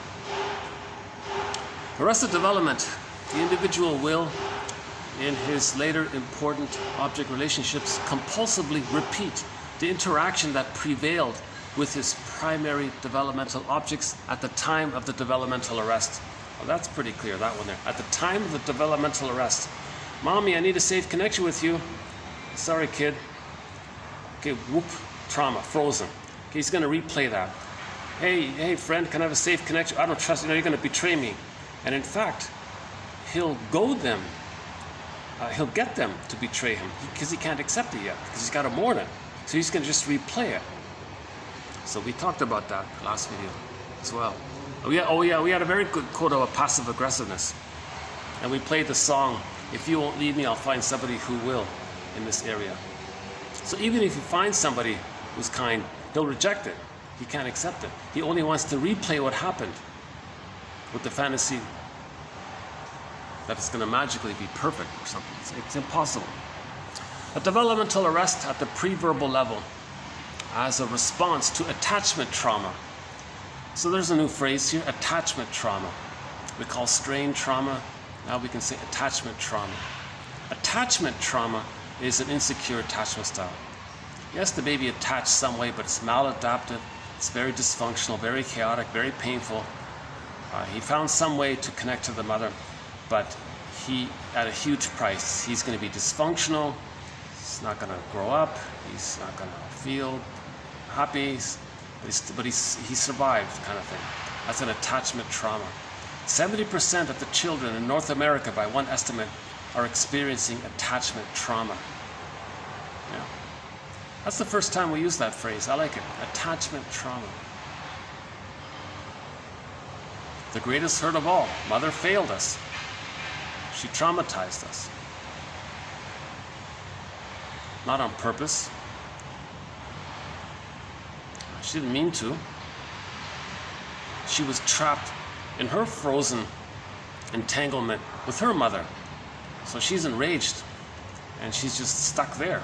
So she couldn't offer a healthy attachment to her child because she's just too angry with her mother. Next one here, trauma during the first months of life, particularly in the realm of attachment, leads to developmental arrest. Altered forms of emerging mental structure and quote deficits. Some people have this theory about deficits, quote unquote, the basic fault, something's missing. The memories of having been loved, that's missing, so there's a deficit there, he says. And we don't go with Kohut's theory. I agree with Masterson. You can't still try to do it in the therapy room. No therapist can should act like the parent, still try to provide what the parent should have provided. No, you talk about what was missing and you mourn the loss. We're meant to mourn the loss of the good mother that should have been there. The baby needed to have a proper mother. She never existed. We got to mourn the loss of her. Even though we never had her, all the more reason to mourn the loss of her. So we got to mourn the loss of her and face this, not still try to still get it with somebody in the present, even with the therapist. You can't still do that. But a lot of these people in this Kohut thing called self-psychology, they still try to do it. Okay, I'll be the good parent for you now. I'll be safe and reliable, and I'll see you, I'll mirror you. If he makes one little mistake, there's enraged. He can't do it. He can't, no one can do that. You can't literally act out the needed past and the present. So that's why the self-psychology. So we don't have any quotes from, I think we have one quote from Mr. Kohut. But that's about it. So Masterson explains this clearly also. On that topic, we don't have Freud, quotes from him, because I don't trust the English translations of it. If a German speaker says Freud says such and such, fine. If I find it, I never see it really. Karen Horney, they move beyond it, right?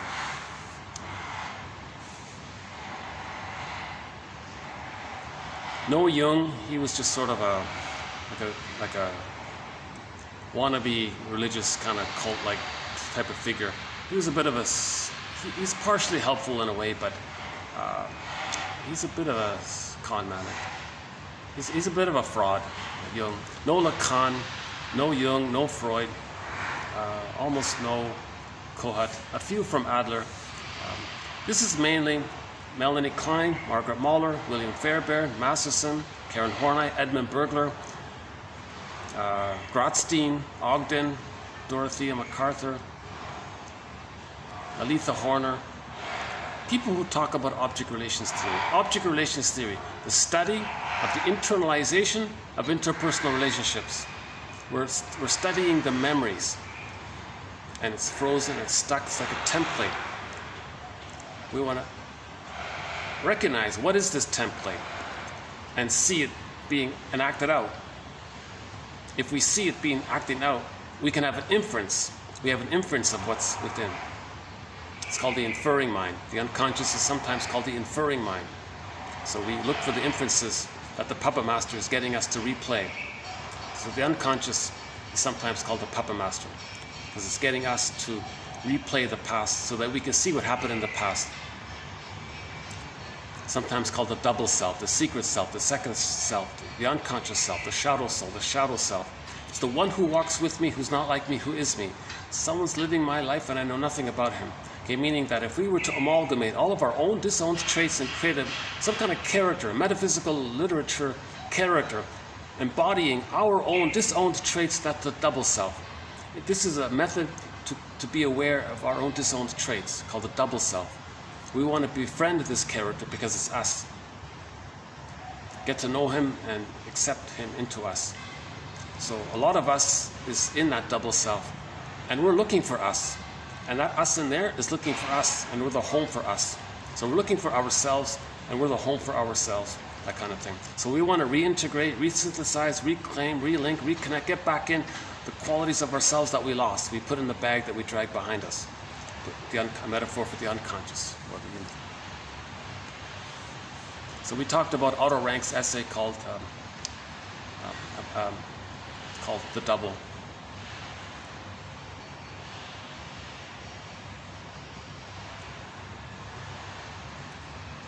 Emerging mental structure.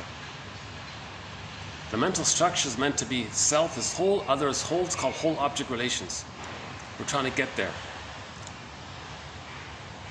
Developmental arrest appears to be due to the severed continuity of the mother-baby dyad in the weeks immediately following birth. Betrayal. Mother betrayed. She failed. Frozen. Developmental arrest.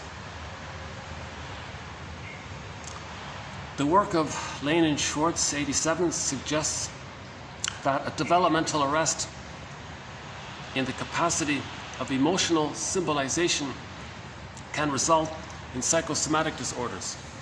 Oh yeah, if you don't have words for your feelings, maybe the body is going to symbolically express your feelings. Sarno, John E. Sarno, thinks that over 90% of our physical issues are expressions or communications of the pre-verbal rage we felt as a baby towards the mother. So all of these aches and soreness around the body, or even organs, or any kind of physical issue, that's the stress of the rage the baby, silent scream that the baby was having towards the mother. It goes into the body somehow, somewhere. So we want to symbolize it, mentalize it, recognize it, then the body can relax a little bit because we can metabolize it. So psychosomatic issues reveal and conceal inner conflicts. They reveal, they show, they communicate, and they conceal it. So sort of a compromise. So that guy who was a mom, so we had that quote from Marion Woodman, the guy with the big beer belly.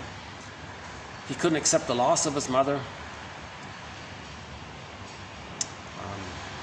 So he created a teddy bear with the belly, and he was carrying her around. So Woodman's interpretation, you're carrying your mother around everywhere you go. So the belly is a link to the mother, food, mother, link there. So he was a binge eater and all that. Oh, beer is liquid bread, somebody said, liquid bread. So he would just constantly drink beer and eat a lot. And he created this belly, and he had this like this firm thing sticking out of his belly. Well, that's something there. It's like a breast. It's just something to hold on to, like a teddy bear. So he used his own, I'm not sure how to describe it properly. It's in Merriam-Woodman's book.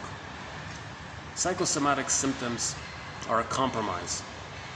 They hold and hide the pain, but they express the pain. They reveal and conceal, however we interpret it. Arrested development caused by a lack of essential interpersonal experiences. Essential interpersonal experiences. The baby needs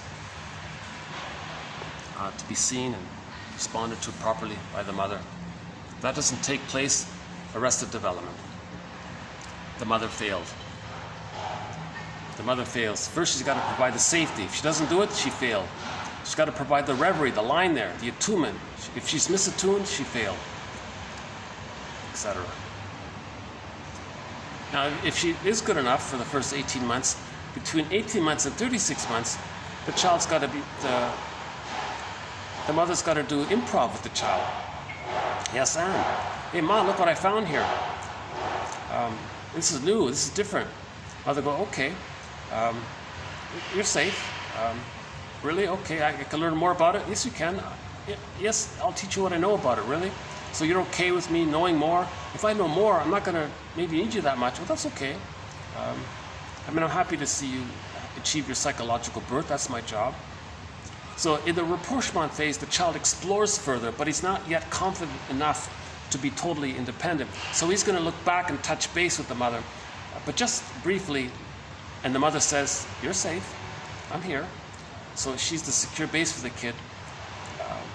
And at the same time, when the child returns back for emotional refueling, it's not to regress to symbiosis. It's not to regress to just the mother saying, you're unique. The child has already got that. He got the safety, he got the sense of his identity.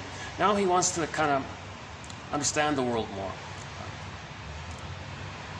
That's called the rapprochement phase.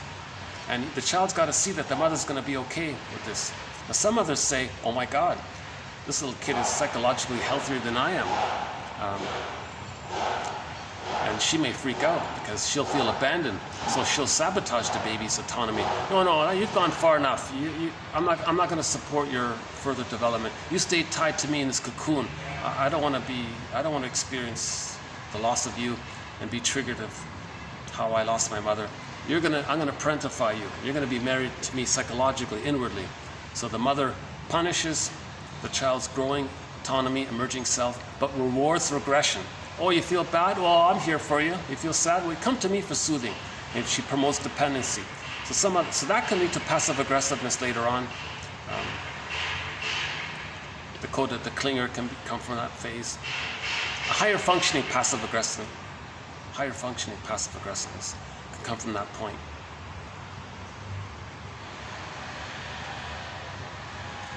Neurosis is a condition in which the compulsion to repeat cannot successfully work through a trauma. No, you can have 20 lifetimes repeating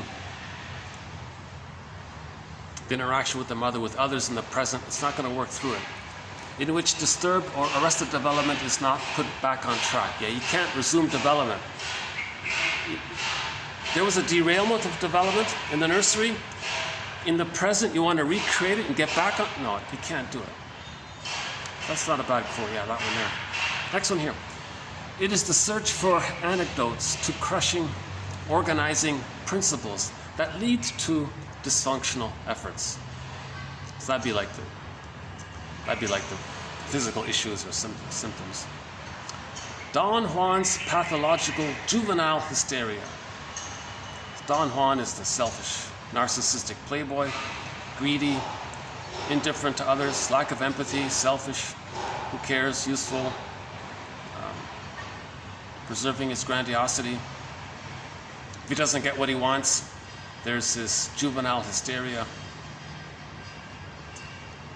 Interesting phrase, that one there, pathological juvenile hysteria, Don Juan.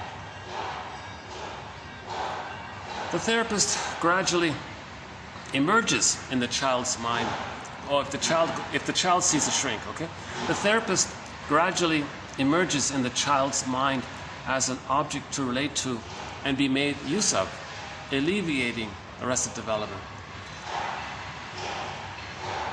So theoretically, if the child or anybody can have a good therapy relationship with the therapist, then a new relational unit can be built in the psychic structure. A concept of the self that feels supported in healing, a concept of some other, the therapist, who supports their development. Now, if that's established in the mind, if the memories are there of that, then the person can have that.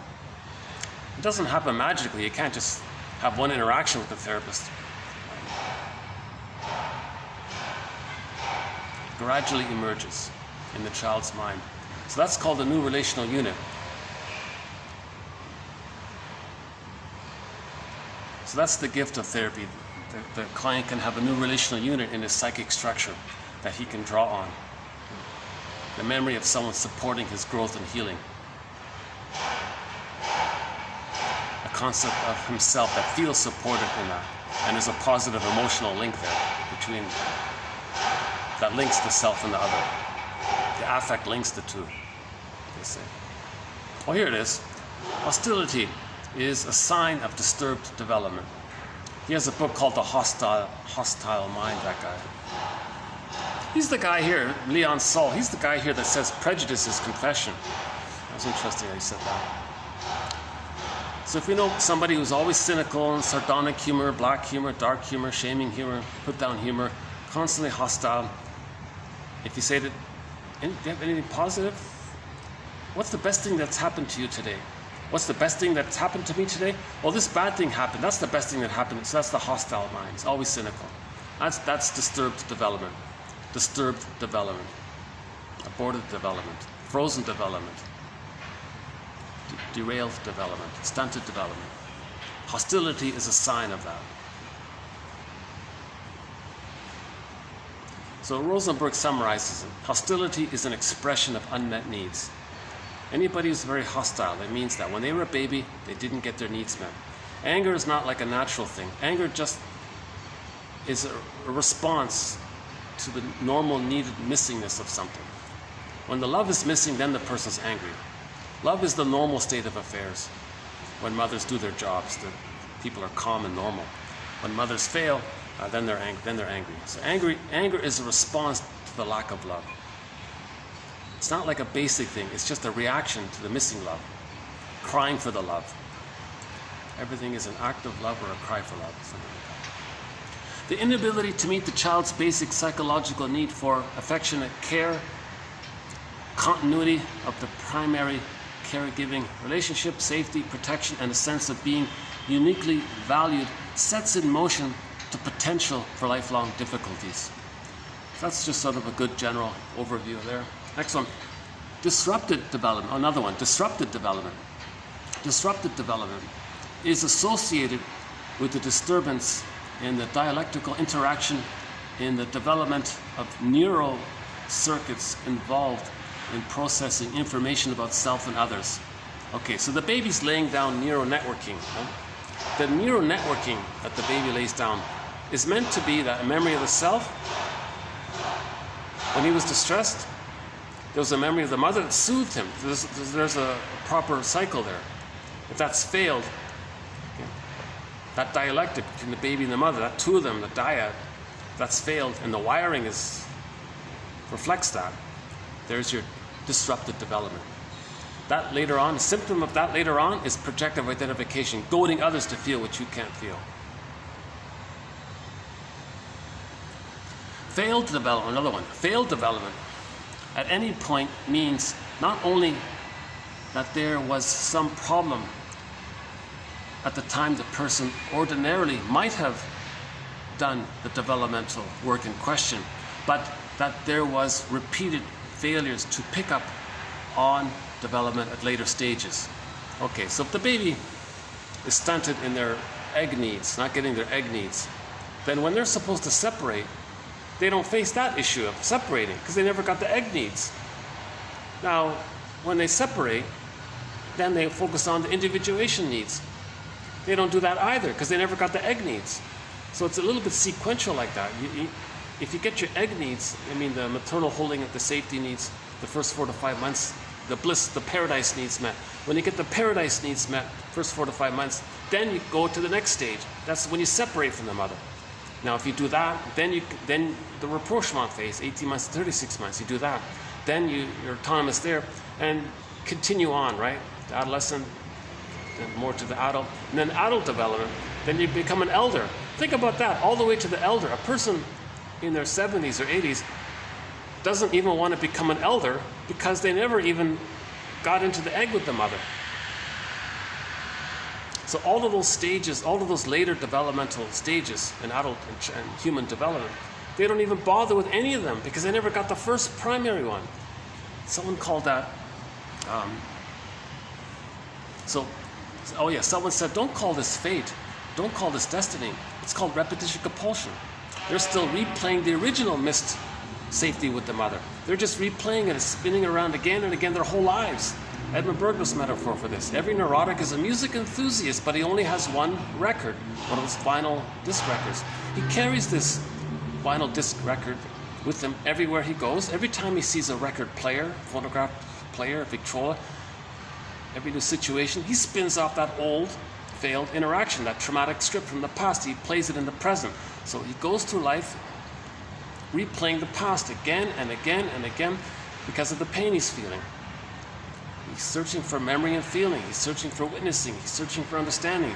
He's searching for forgiveness. He's searching for what happened. He's searching for memory and feeling, narrative truth. He's looking for narrative truth.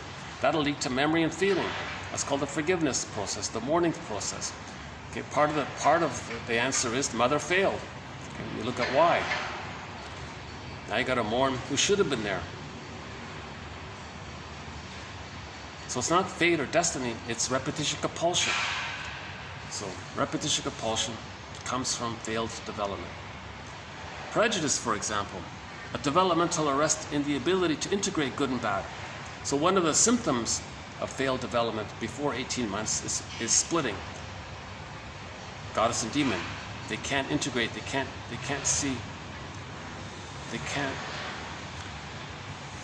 see the mother as partly good, partly bad, or partly satisfying, partly disappointing. They don't have that psychic structure, that kind of memory of the one person having different qualities. In trauma, it's good or bad, all good, all bad, perfect or nothing, these kind of extremist attitudes. By the way, prejudice is needed for the plunder system, right? Because in the plunder system, you get people thinking that way. Oh, garden, jungle, good, bad, right? So we talked about that. One spokesperson for the plunder system was brainwashing new recruits to the plunder system.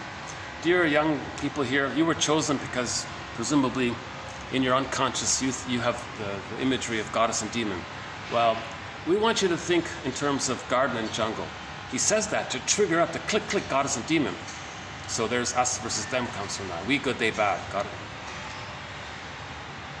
Because if people have the prejudice personality from prejudice, they're going to replay the trauma they experienced. So they're going to shame others, plunder others to reenact how the mother plundered them, hence the plunder system. Splitting is needed for the plunder system. The plunder system began roughly 10,000 years ago. Let's not go into that thread about that. Last one here. It's an interesting topic. We have a major thread on prejudice. Part of it is the sociological factors that contribute to prejudice. One of those sociological factors is the plunder system, from global village to global pillage. But to pillage, you need prejudice.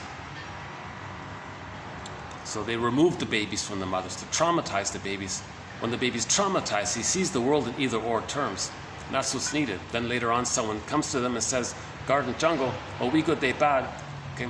Now they want to replay what happened. The mother shamed them, they shame others to reenact how the mother shamed them. Mother plundered their soul, they plundered the resources on the stuff on the other side of the lake. They plunder that, okay? And they don't care because the mother didn't care. So they're reenacting what happened. So when babies are traumatized, it's for them to then reenact it later on. That's the plunger system is based on the trauma. Now, remember, when the baby is traumatized so early on, the breast is greedy and envy. So that's the plunder, is greed and envy. And it just repeats. So let's not do that one there. For more on that, TQ 2499. I think it's a pretty good one on that one. Okay, last one here, number 30. The unaware therapist is easily trapped in the maladaptive replay, treating passive aggressiveness. Oh, that's why I put it at the end to remind me to play that 2020 clip. The unaware therapist is easily trapped in the maladaptive replay, treating passive aggressiveness at face value rather than perceiving its meaning. So some therapists might be, if they're young, they might believe what the person's doing. No, you interpret passive aggressiveness, that they hate how they're still dependent on the mother. They're still dependent on the mother and they hate it. That's why they're passive aggressive. It's sugar-coated hostility. So they're angry at the mother, seen onto others, but they're afraid to, and they don't know how to make an I statement. They don't know how to cleanly say that they're angry because they're afraid to be vulnerable in doing so, and they don't know how to. They don't want to like be unclean in their anger expression because that's too destructive. They don't know how to. They don't have the mind to kind of watch themselves or something. They don't have the ego. The ego's too damaged. So they safely express their hostility in safe, socially acceptable ways. Safe, socially acceptable ways. Lateness, procrastination, pouting, lying. These are all kind of socially tolerable ways, right? So a lot of people are expressing their anger in these socially acceptable ways. Now, if in relationships, others are going to get triggered by this, but let's play that 2020 clip while it's on my mind here. So let's go upstairs. The audio is very poor on it. That's why I got to go upstairs to the quiet room. Okay, let's dig it up here. Here it is, Scott Wellesley.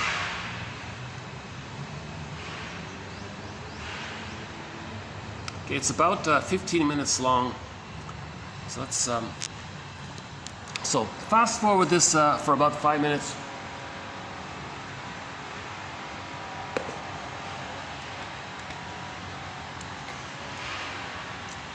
Yeah, okay. I don't need the keyboard. Okay, let's see if we can get a quiet spot for this. I played it in the passive-aggressive video, but there were a lot of background noises. I don't think it got through. Let's go to the blue room. Should be quiet.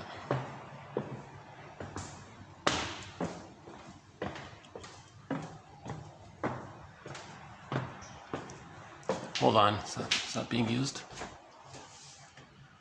Oh, no, maybe that's being used. Hold on. Let's go to the brown curtain room.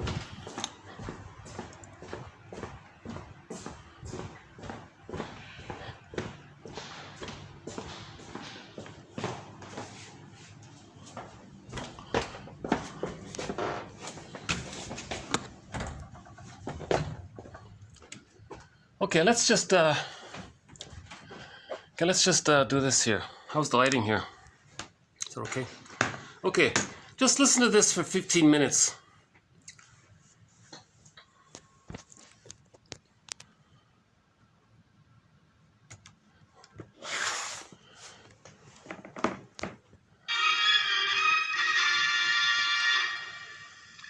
Most of us do it occasionally. We say yes when we really mean no, or we put off doing something hoping that it'll go away or that somebody else will do it. And once in a while this is okay. But for some people it's a way of life, increasingly so for men. I think you know the type. You might even be living with one. Is he always late? Does he let you make all the decisions and then complain about them? If that sounds familiar, then John Stossel has an eye-opening report. You'll be surprised to learn why men act that way. And women. I haven't been in a place since high school.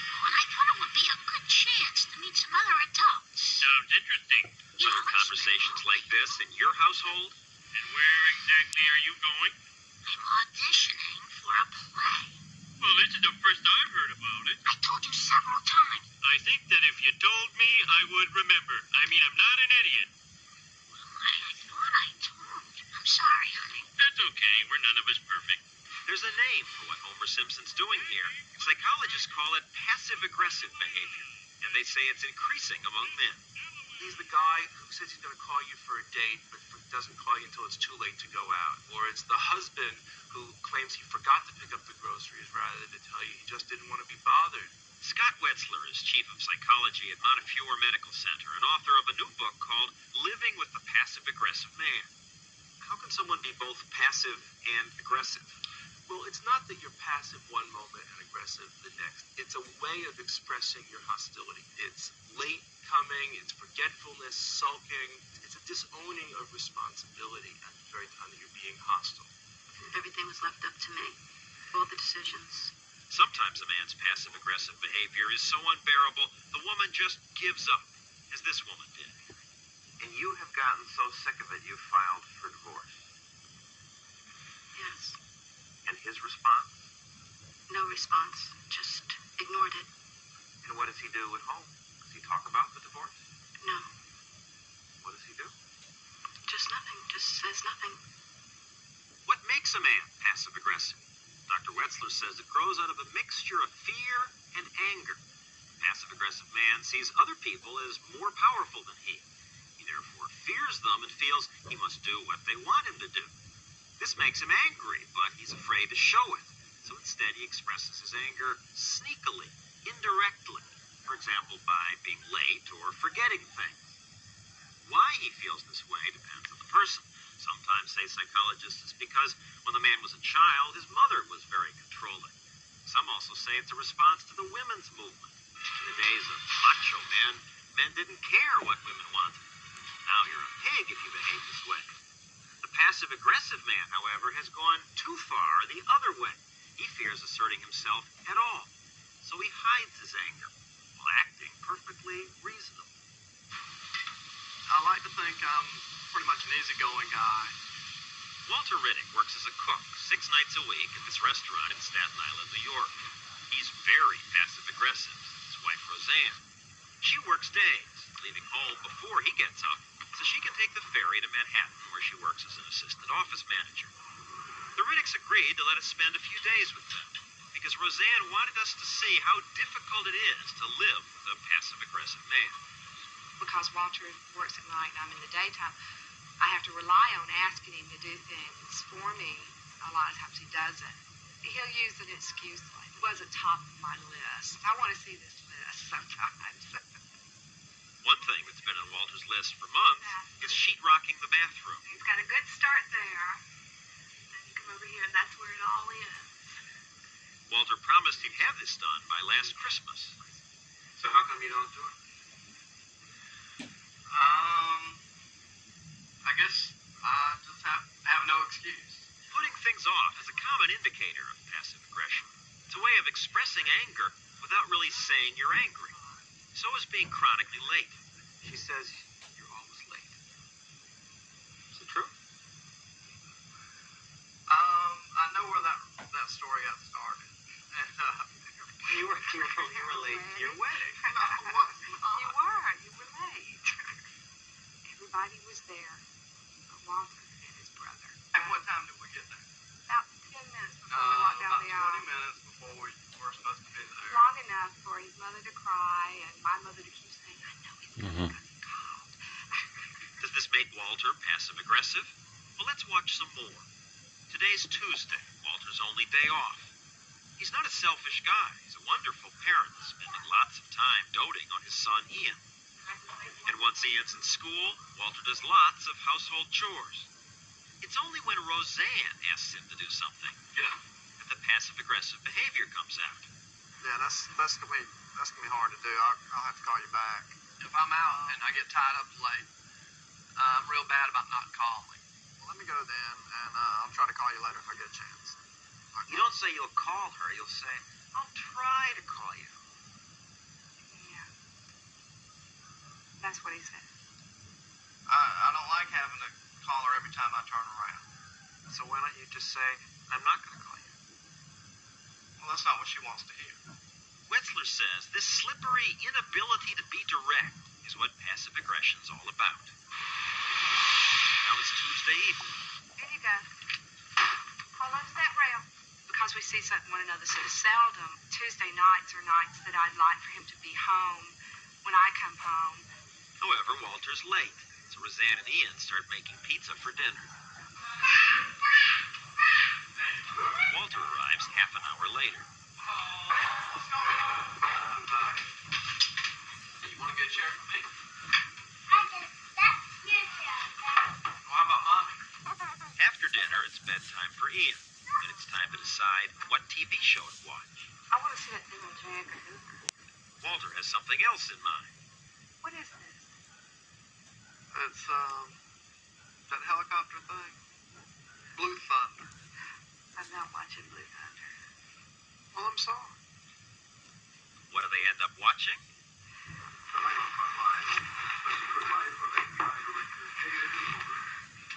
No. Please, no. Walter goes along with it. But is he secretly angry? Will it come out other ways? Well, now. Saturday, Roseanne and Walter go shopping. Son's gonna try and come out. What'd you do? Walter is testy. Sometimes he won't even walk with her, for he walks behind her. Where you going?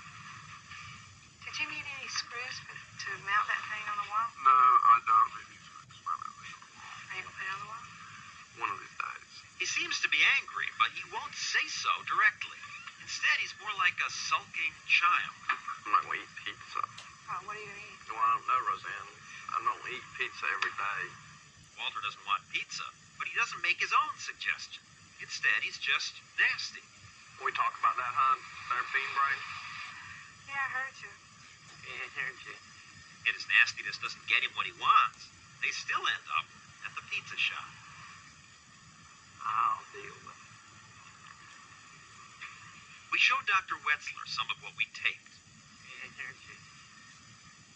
He's not very nice on this shopping trip. He's sulking. Sulking is a classic passive aggression. It would be healthier if he screamed. It would be healthier if he could be more direct and constructive about it. So is Walter passive-aggressive?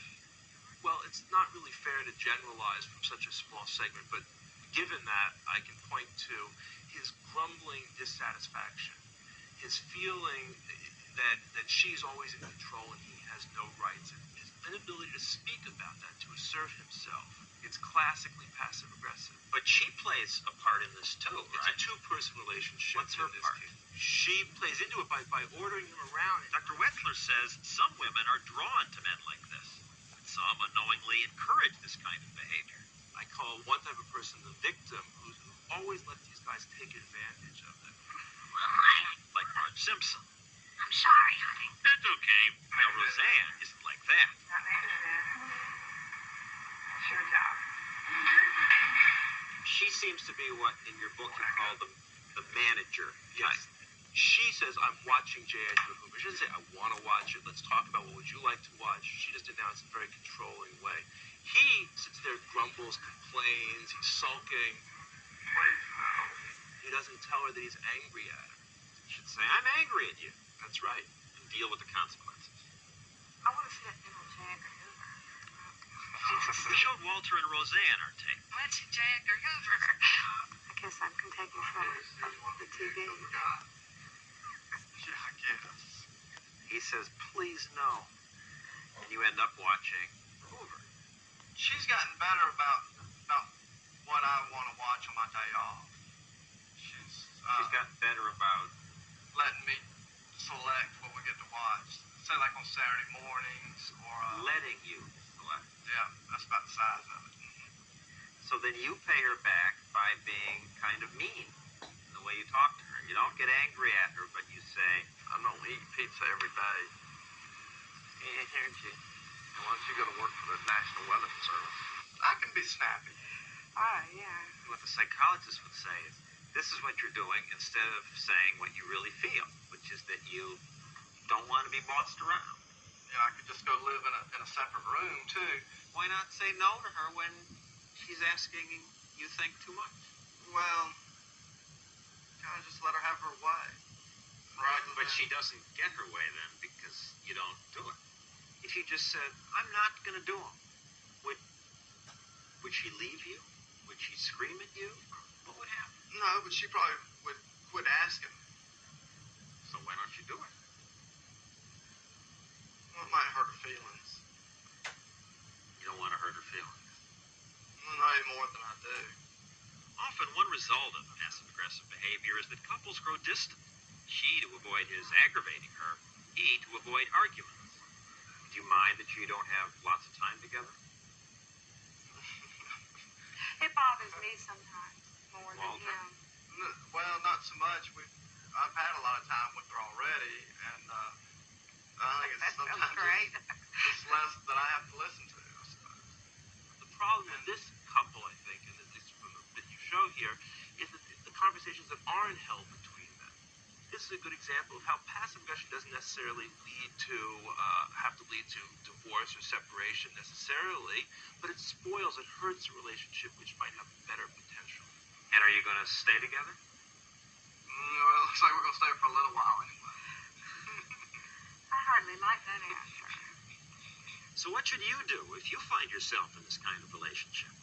Dr. Wetzler says that because the man often isn't even aware there is a problem, you women must take the lead. First, he says, so you don't feel abused, set clear priorities. Decide on a few things that are really important to you, whether it's calling at night, showing up on time Tuesday for dinner, whatever, and let the man know that those things are crucial for your relationship. Then, back off on the minor stuff. The less bossed he feels, the less passive-aggressive he'll be. Finally, don't forget that his behavior that makes you so crazy stems from his fear of confrontation. So encourage him to let it out, to have the confrontation. Tell him it doesn't mean the end of your relationship. You can say, go ahead, say what's bothering you. I won't leave you over it. Roseanne told us she'd prefer Walter. Just say no sometimes.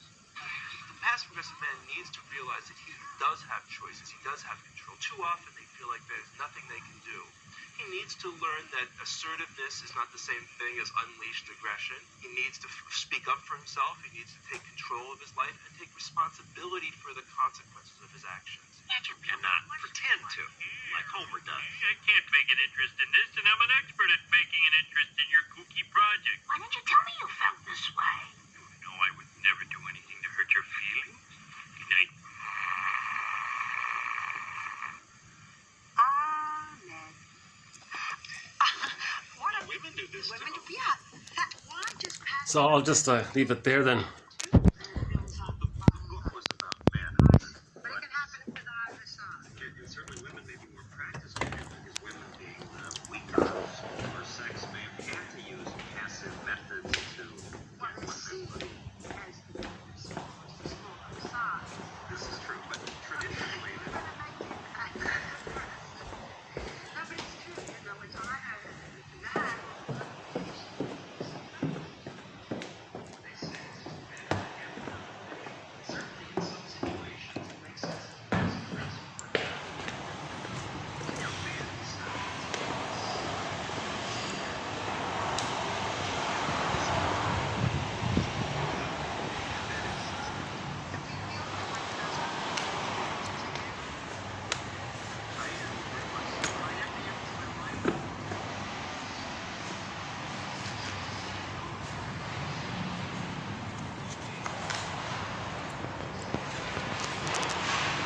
Well, hopefully the audio was a little better this time around.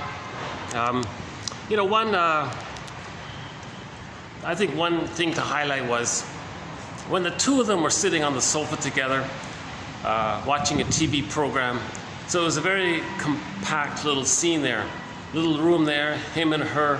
What did it boil down to? He was the helpless, angry, whiny little child. Oh no, I don't want to watch this show again. And she got her way. So they replayed the infant mother dyad there, where he was the sulking child whining about the mother's decision, right? So that was sort of maybe kind of replayed there. And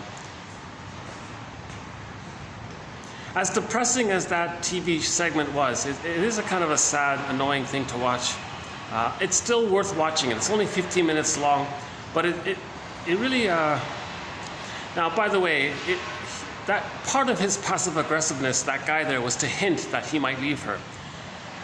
So he can leave her, but he can't leave his arrested development. He can divorce his woman there, but he can't divorce from his own inner arrested development. His inner arrested development will follow him into the next relationship, and he'll just repeat it, either as the passive victim or as the controlling mother. So he may marry another woman in the future marriage and be like how she was in that current relationship, the controlling one. And he'll choose a woman who is going to be like the victim. So it's just different versions of it. So in that, you can see how he hates how he still needs her. He still needs her, so he can't leave her, so he's tolerating it. That's why he really doesn't like her, obviously. Now she's passive aggressive as well, because she thinks she's controlling the guy. So they're both in a collusion. So that's why these dysfunctional marriages become like cat and dog marriages. He's the cat, she's like the dog in this marriage. If they divorce and marry again, they may flip around. He may be the dog and the wife might be more like a cat kind of thing. So they're so passive aggressiveness is a symptom of arrested development. That's my point here. So passive aggressiveness, what we talked about in the past 3 videos, is a symptom of arrested development. The development gone awry, derailment of development, somewhere between birth and 3. Okay? If it's in the first 4 to 5 months, let's say, we don't know what it is for that couple, but let's apply it then for the couple. So one scenario is, if the woman wants to control the guy, so she sings the song, "Find me somebody to control." If it's later on, find me somebody to humiliate, to shame him, right? If it's later on, find me somebody to save. Right?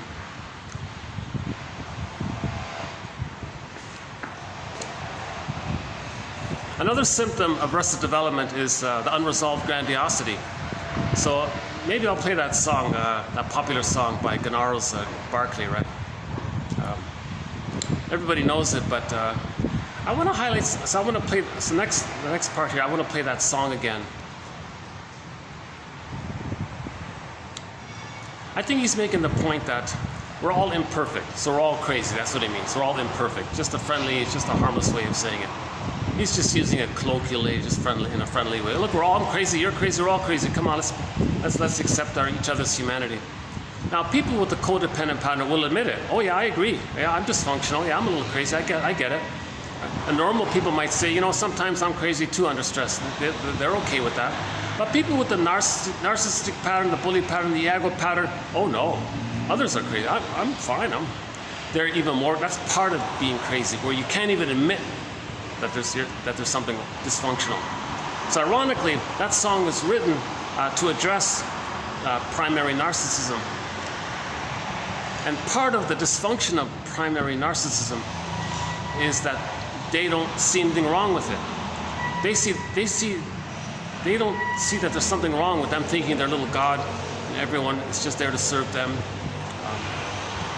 Right? Part object relating. Because they were thingified by the mother, so they thingify others, and they identified with the aggressor, and they think, well, that's just how they are now. That false self, they think is their true self. Okay? Now their unloved, shamed self, they see onto others, so they shame others. And when they shame others, they get paid for it in some scenarios. So a lot of employment might be like this. The plunder system is based on shaming others. So they get a secondary gain. They don't consider the emotionality. They're never faced with that. So that's why they become curmudgeons late in life, still, right, not an elder. So that's a very good clue. If somebody's in their 80s or whatever, and they're not an elder, let's say post-70, let's say, if they're not like a generative or something, like if they're not loving outwardly, broadly, in whatever way, Robert Bly says, even just being a good grandparent, it can be domestically as well, but just being generative.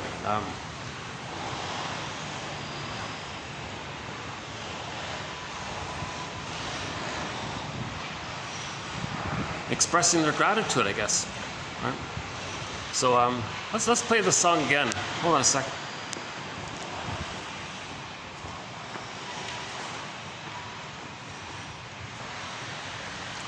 So about that 2020 clip, for more on that topic of passive aggressiveness, check out the past 3 videos. I don't want to redo it here. That's a very triggering topic, this passive aggressiveness. Let's get this back up here. Hold on a second.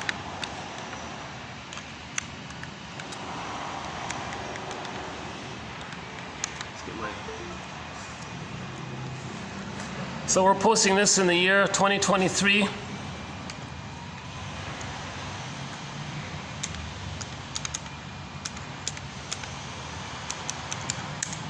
Okay, we're back here. Okay, let's dig up that song, huh? I remember when I lost my mind.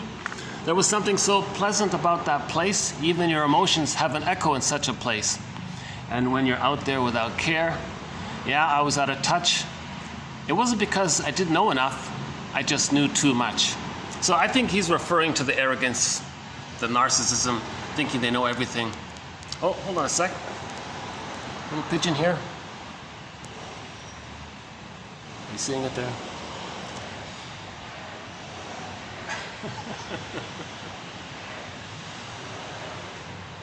See, get a closer look at them. I'm assuming they're pigeons. I'm not sure what they are.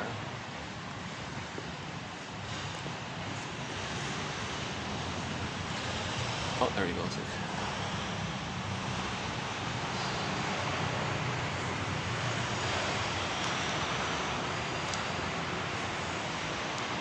So sometimes a person with a narcissistic pattern, if they don't get their supply, if they don't have somebody to shame, they may be beside themselves kind of thing. They may have like a temporary blanking out or feeling of depersonalization, feeling unreal, feeling of derealization. The environment isn't real. They may have a temporary kind of disassociative moment there. So I think that's what he's referring to. Why? Because he thinks everything is about him. When something isn't about him, he feels crazy. He lost his mind momentarily. And then he says here, he gives advice to people. Who do you think you are? You think you're a god, and he thinks he's a god, and he thinks he's a god, and you guys are a dime a dozen. Well, think about it. Well, bless your soul. Ha ha ha. You think you're such a big shot. He says, well, I think you're bonkers. Okay, and he says here when he was young, his hero was the macho man, the he-man on the TV. And he became like them. And he felt, I think this is crazy. Why am I denying vulnerability? Why do I, if I see somebody vulnerable, why am I shaming them? There's something wrong here. So in general, friendly ways, he thinks we're all a little bit crazy, dysfunctional. Now, the irony is he's addressing more about the narcissism area. But people with the narcissism, they don't think this. That's part of the craziness. Part of the craziness is not to admit that you're partly crazy. Everyone's a little bit neurotic, dysfunctional. Even healthy people under stress, can make mistakes like that, right? So why don't we play that one more time?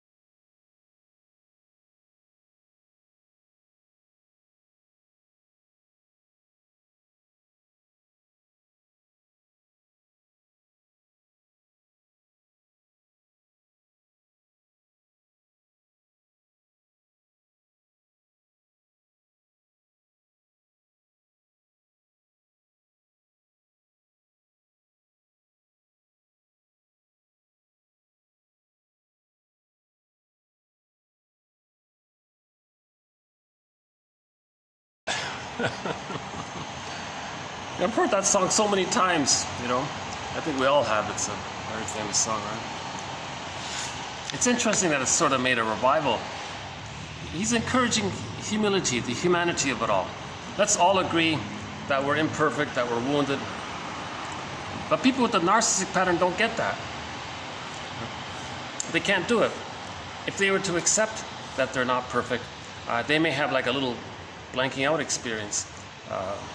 And that's scary. So they regress back to the mother. Narcissistic pattern, they become the mother. They can't even separate from the mother because they become her. So it's very hard to unravel that. So that's kind of crazy. It's crazy for the prince to marry the Boer queen. But it was against his will. He was pressured into it. Just like the baby was more or less forced to bond to the mother who was shaming him. The baby had to do it for his attachment needs. So as a baby, the baby isn't crazy. He's smart to figure out a way to survive.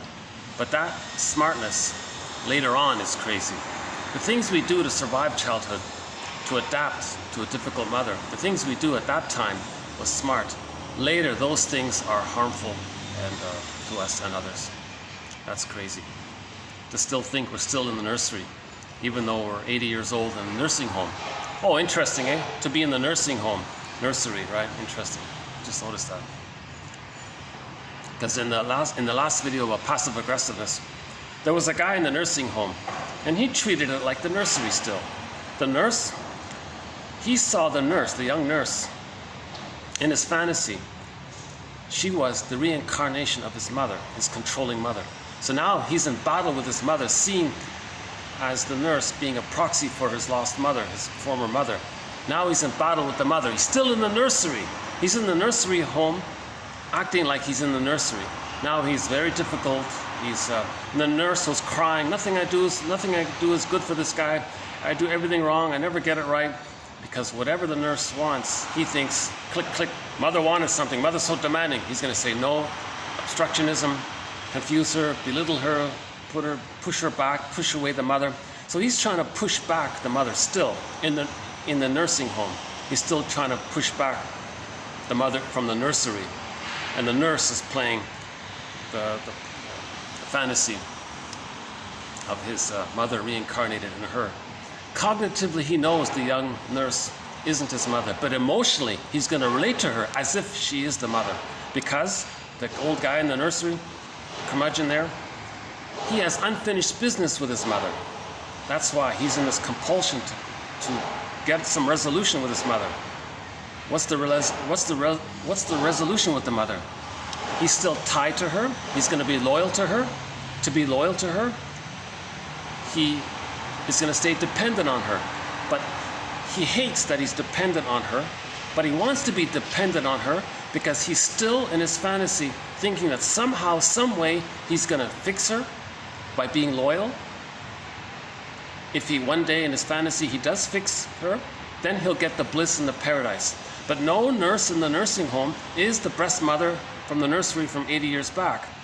No time machines. That poor nurse in the nursing home can't invent a time machine and a morphing machine, put herself and the curmudgeon guy in the time machine, travel back 80 years in the past to where he was as a baby. The nurse morphs into the good mother that he should have had. She provides the proper nursing, the proper soothing. He gets the wiring laid down accordingly. They hop back in the time machine, enter back into the present, into the nursing home, morph back into their respective chronological ages. The curmudgeon goes, whoa, I can process my feelings. I'm free. I can leave the nursing home now because I've left the nursery. So he can walk out the door. I don't need the nursing home anymore. I don't need to battle with substitute mothers, nurses as mothers. He has himself. He can be an elder. Oh my God, I'm 80. I've got resources. I can do something good for the humanity because he can soothe himself. He's not spending his time crazily trying to coax others to express his anger for him. So a double thing with the nurse is that she's going to get angry, then he doesn't feel how he's angry. So he recreated the dyad, just like in that 2020 clip that we played before upstairs in the brown curtain room.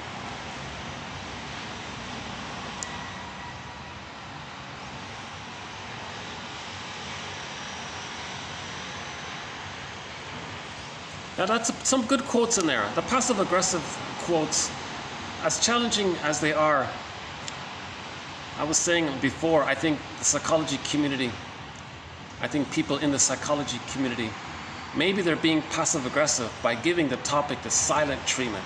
Giving somebody or a topic the silent treatment is an act of passive aggression. We're so angry at the topic, we express our anger by not talking about it. That's a silent treatment.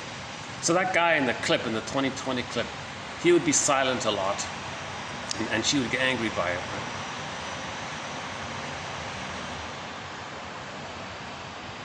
Whenever someone gives somebody the silent treatment, chances are the other person is going to finally get angry.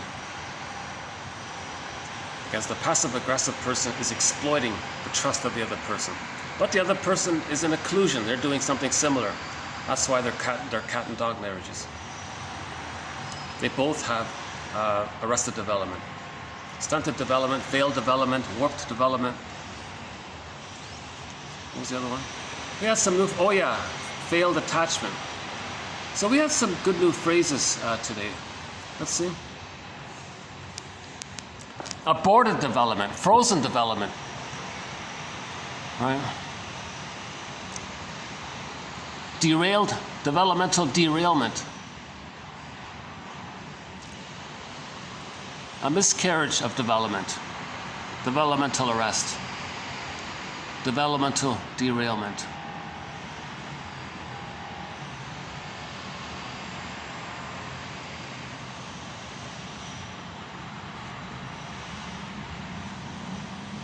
Attachment trauma.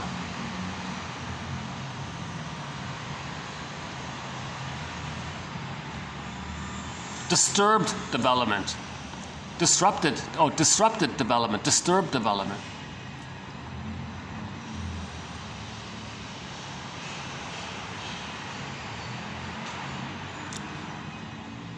Disrupted development, yeah, okay. Developmental arrest. Frozen development. Warped development. Maladaptive. Replay. Okay, I played a new song. We added a new song to our soundtrack. I just discovered this band called Alton Gun. And so this just came out 2 months ago, I think. The song is called Rakia's Kataman. Not sure what it means, but it's a cover. It's this band's cover rendition of a famous song from the 80s. And I like their cover version. So I want to play this one here.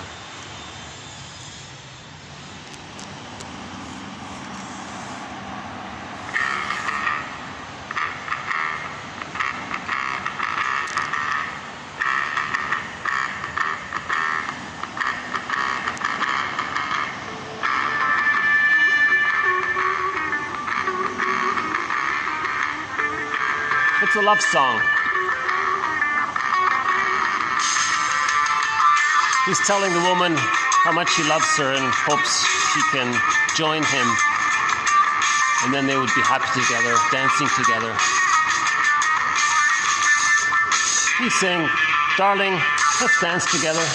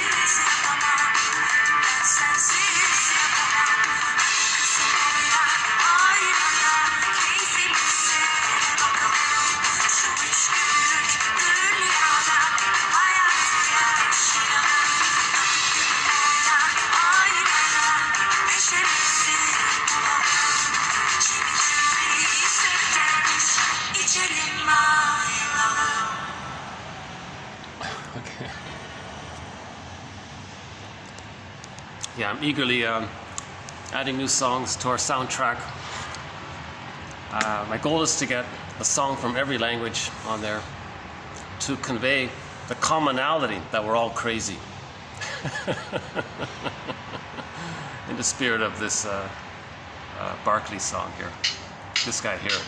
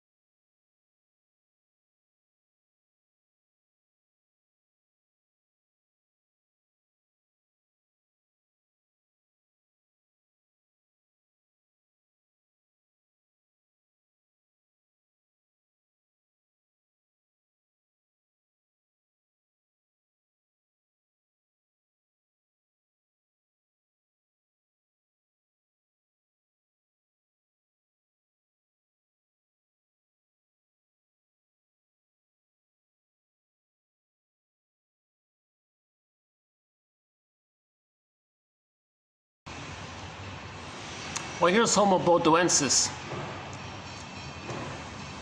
I think we should thank this guy. I think everybody should express a little bit of a gratitude to this guy, Homo bodoensis. We got to thank this guy here.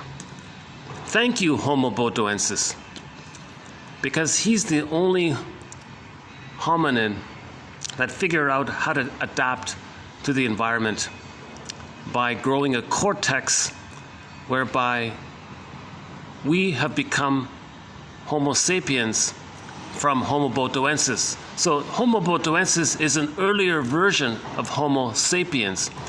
And Homo sapiens means we're here because Homo bodoensis, meaning an earlier version of us, figured out how to, adapt. Whereas other homonyms,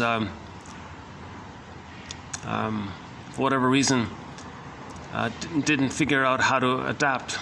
Right?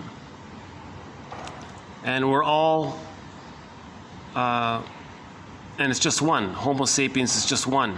So Homo bodoensis is just one, right? So we talked about that a few videos ago. I won't redo the whole story with Homo bodoensis. But we used to be this guy.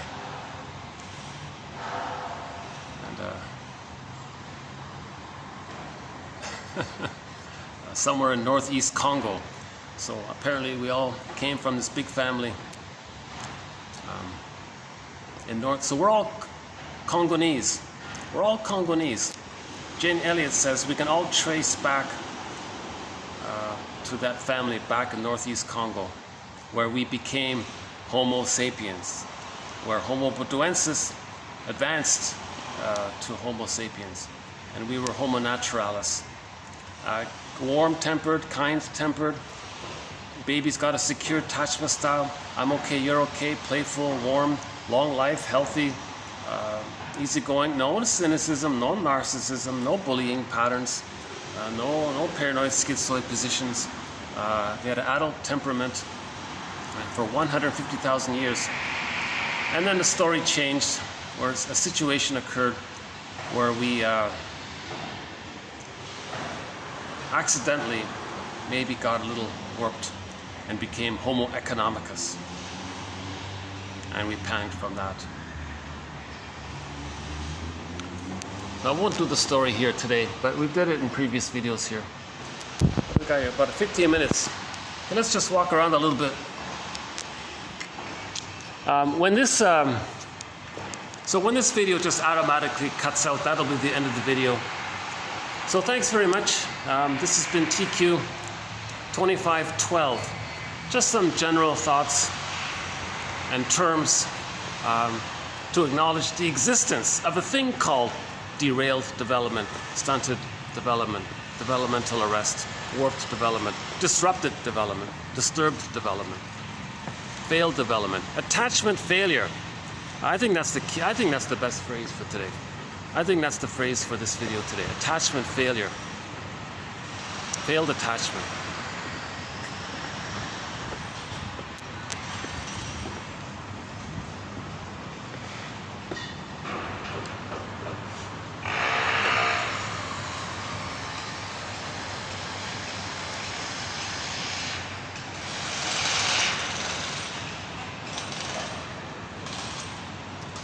This really is a nice little spot to have a function here. A lot of companies have their functions here. Weddings take place here. A great little spot. It's a nice little, kind of safe little spot. The only one sort of disadvantage is if you do have a function here, all of these people can see you.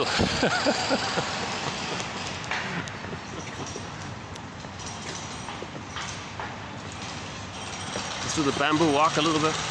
Oh, somebody, okay. Next time.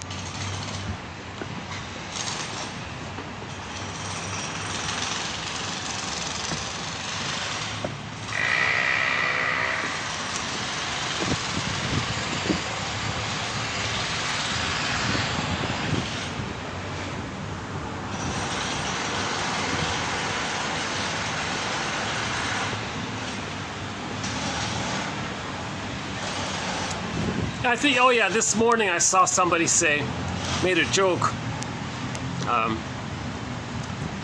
She said that usually people say, well, to compensate for my emotional stunted development, I got 10 PhDs as a compensation. She made a joke, well, to compensate for the fact that I don't have 10 PhDs, I developed emotional intelligence. She was trying to make the point that people compensate for their unhappiness at emotional stunted development by eagerly getting 10 PhDs to compensate, to seek for power and all that. She made the reverse. She said, I don't have 10 PhDs. I compensated for not having 10 PhDs by getting emotional development. I thought that was a clever little thing she said. So there's the split, EQ and IQ, right? We want our EQ to be up there, you know? We don't want to have such a low EQ. So one sort of activity that might help develop our EQ is the 5-word question prompt, popular in cognitive therapy. What's the hardest thing about? And you fill in the blank. So 5 words. What's the hardest thing about? Okay, that's the 5 words. And then you fill in the blank with whatever's on your mind that's concerning you, that's giving you anxiety. Okay. And it is a self-soothing activity, and it can be a kind of a practice because it promotes free association. So, for example,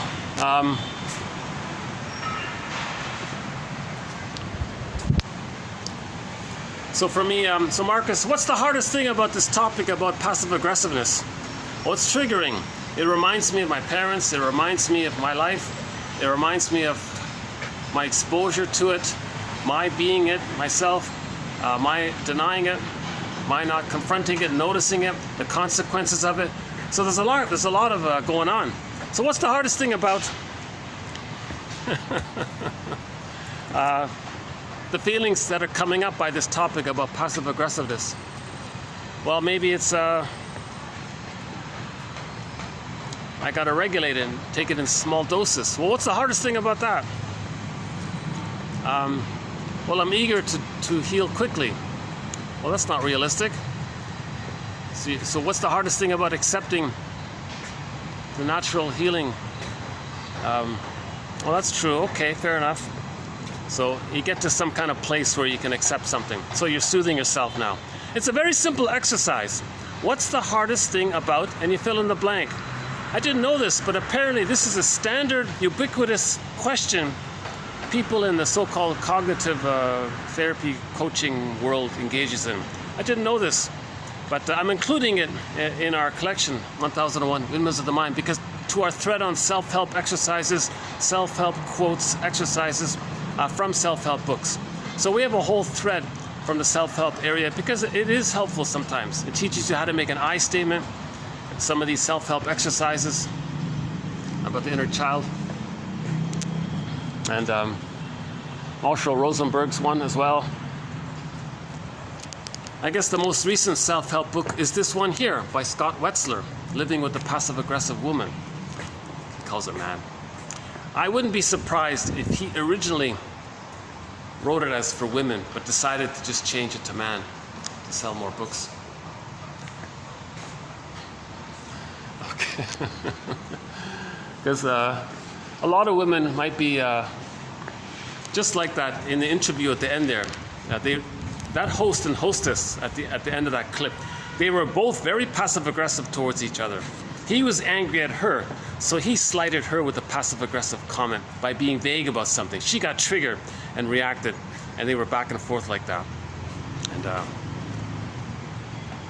And he tried to protect himself by being passive-aggressive towards her. He was passive-aggressive in response to her passive-aggressiveness, and we could see that, and everybody was laughing at the end. So,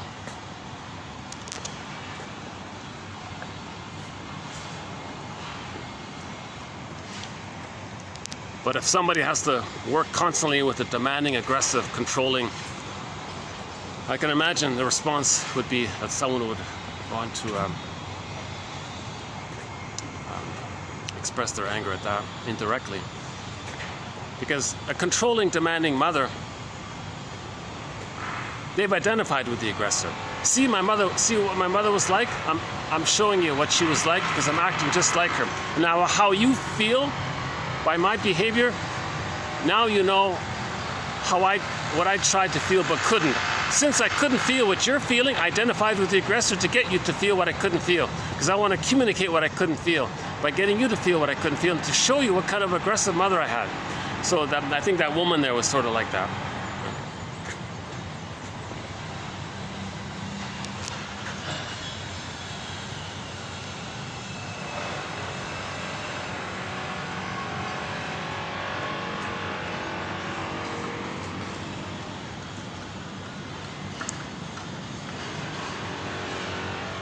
Oh yeah, other self-help books we did.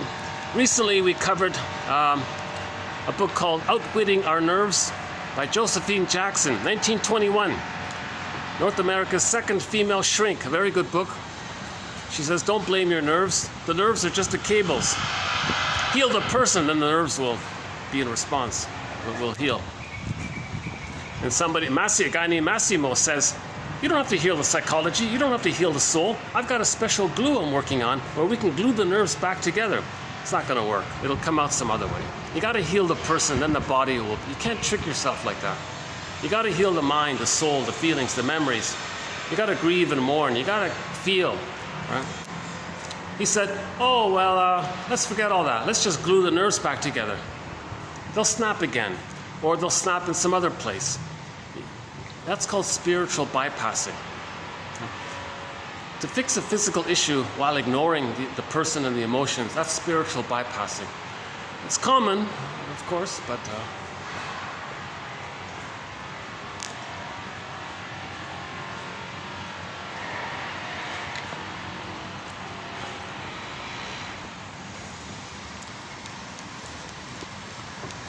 so that's why we need to sit in a circle, like how the indigenous, like how we used to sit in circles.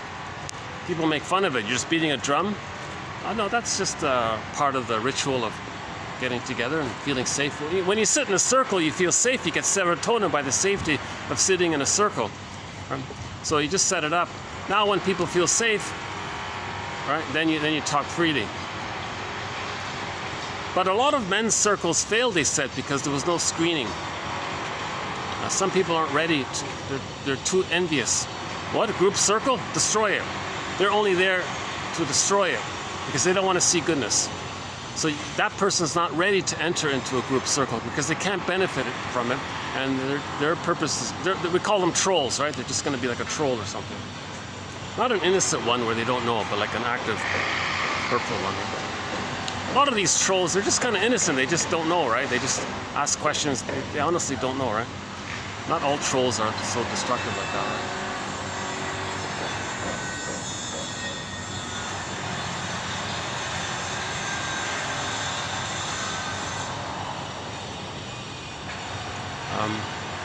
Anything else here?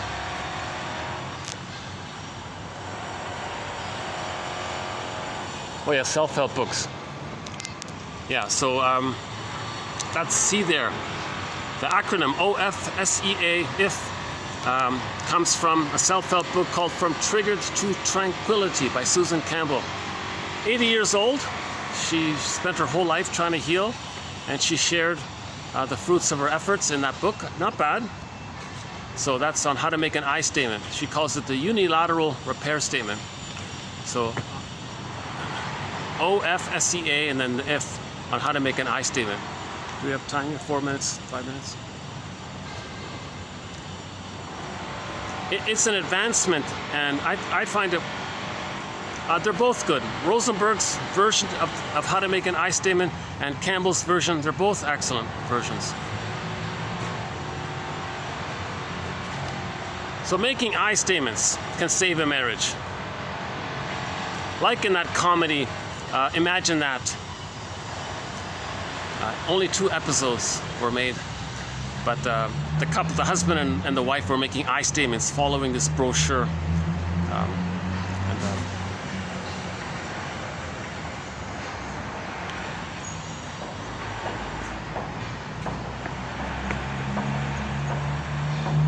Yeah, we talked about the comic psychoanalysis 3 years ago, to this month, February 2020, exactly pretty much 3 years ago. 3 years ago minus a week. Yeah, 3 years ago minus a week. The comic psychoanalysis got digitized and is now available online through the publisher darkhorsepublishing.com if you type in psychoanalysis in their search engine. If it's $20, last time I checked it was $20, well worth it. It's not just some frivolous comic. It's actually meant to teach psychoanalysis using the comic book format. They produced 12 therapy sessions over 4 booklets. So 4 issues were put out, so the complete run is available. They used 3 fictional clients to discuss repetition, compulsion, transference, unconscious guilt, family systems therapy, the toxic masculinity one, separation anxiety, dream interpretation. They covered a lot of material in that short 4 issue comic, Psychoanalysis. 1955, it came out originally, and it was lost. I think it was hard to find for a long time. So it got digitized 3 years ago. That's great. That's probably the best, I still think that's the best introduction to psychoanalysis, that comic. I'm a little biased, but I think 1001 Windmills of the Mind is not a bad introduction to psychoanalysis.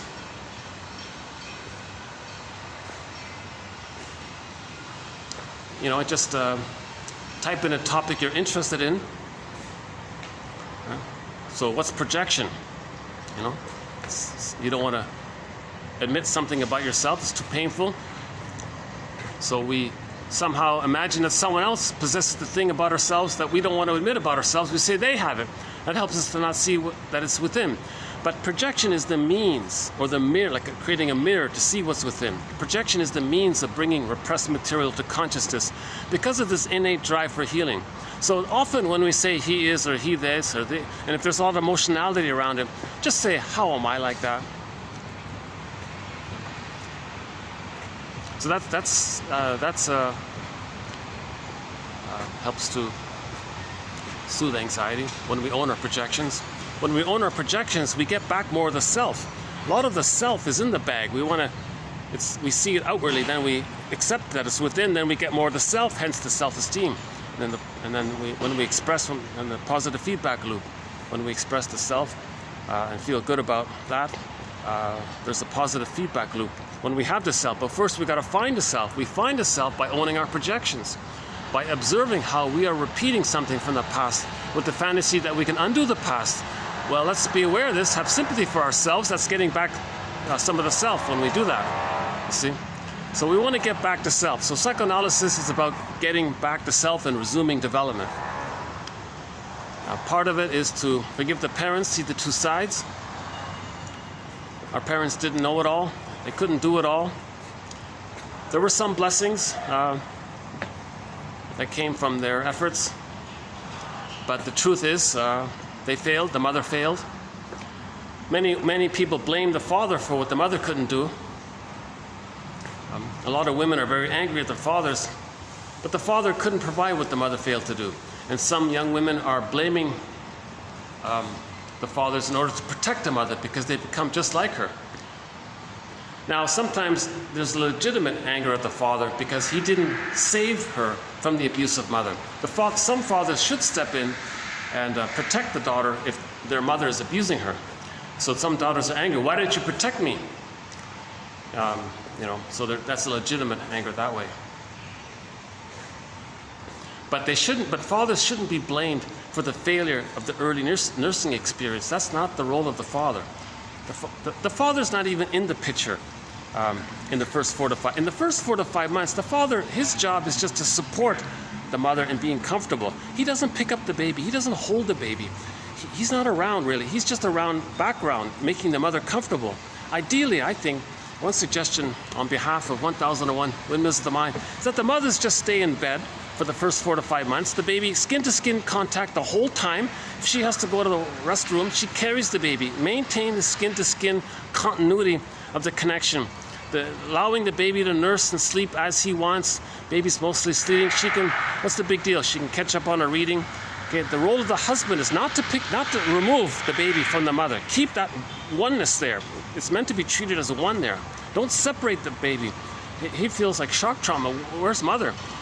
When the baby loses the contact with the mother, poof, no time, there's no mother. He thinks he might not make it if he has no mother. Who's the stranger? He doesn't know what's going on. So the fathers should back off for the first 4 to 5 months. It seems to be. Now, when the baby hatches out of the egg, the cocoon, the egg, then there can be some interaction. But the mother's still got to be around as well. So for the first 4 to 5 months, preserve that social room. Don't just like nobody in their right mind would disrupt the baby in the uterus and pull it out and, well, how you doing? And put it back. No one would do such a thing. Similarly, in the extended womb, that shouldn't be done like that. Whoops. I only got 3 minutes. Oh yeah. So let me do the bamboo thing because the sales lady is showing the venue to some prospective people here. Let's go this way here. I don't want to interrupt anybody's sales pitch. Oh yeah, we recently did a good quote about sales by Dottie Walters. In the search engine, type in Walters, it should show up. We played and she was teaching men, dear men, I'm going to show you how to sell stuff to women. I'll give you a little clue about the psychology of women. So it's not a bad little clip. So if you want to hear it, you can go to YouTube, type in D-O-T-T-I-E Walters. You'll see the vinyl disc there. It's an old 1960-something disc. I played the first clip of it. That's the best part, the intro blurb, the introductory blurb. So it's only about 5 minutes, that one there.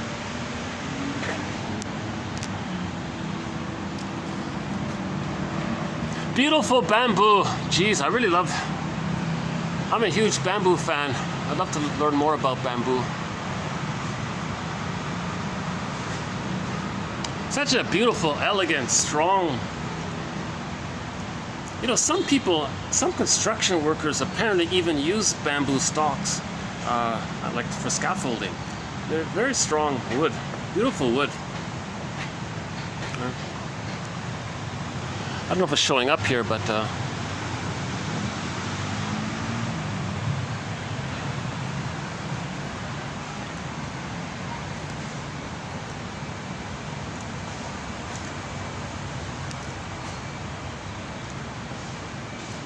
this video is going to cut out any minute now, so yeah, when it cuts out, so that'll be the end of the video.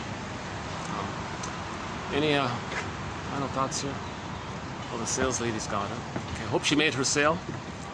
The couple looked happy. Might be a wedding here. Yeah, so right along here there was like a whole wedding.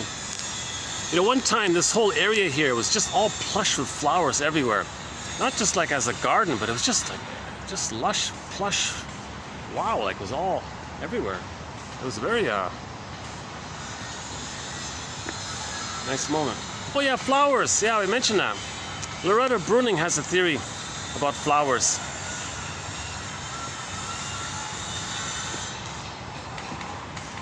But more importantly, Loretta Bruning has 3 little mini self-help books. So she has 3 little mini self-help books. Meet Your Happy Chemicals, I, Mammal, and Beyond Cynicism.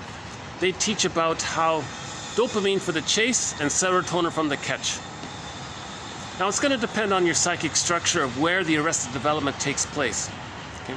But wherever the arrested development takes place, in common to all of them is the idea that when we're stressed, we don't have the serotonin, the safety.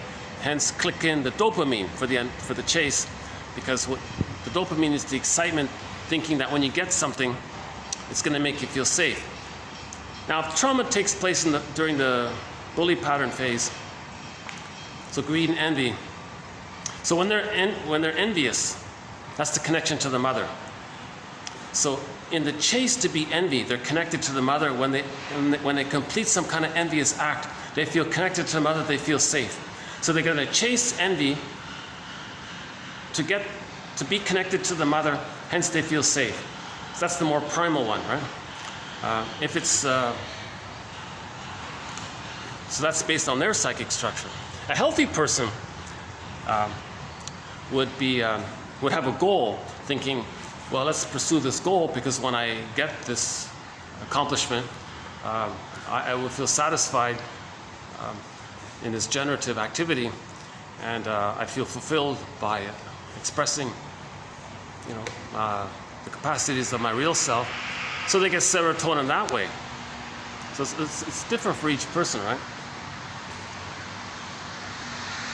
But in general, dopamine for the chase, serotonin from the catch. Okay?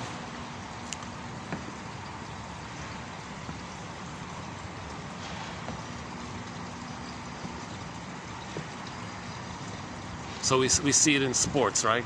They're chasing they want to put the ball in the net. So they're chasing, they're very anxious about it because when they score, they get a point. Then they got like a little status thing. They got more money from the stat they want, right? So then you feel a little safe by getting, we're going to win, we're going to get the prize, right? So when you get the prize, then you feel safer, then you get the serotonin. So dopamine for the chase, serotonin from the catch, the prize, the reward. The reward's going to depend on where the person is where his arrested development is.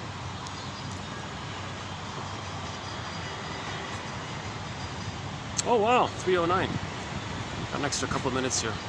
Why don't I just... Okay, any last thoughts? Hold on.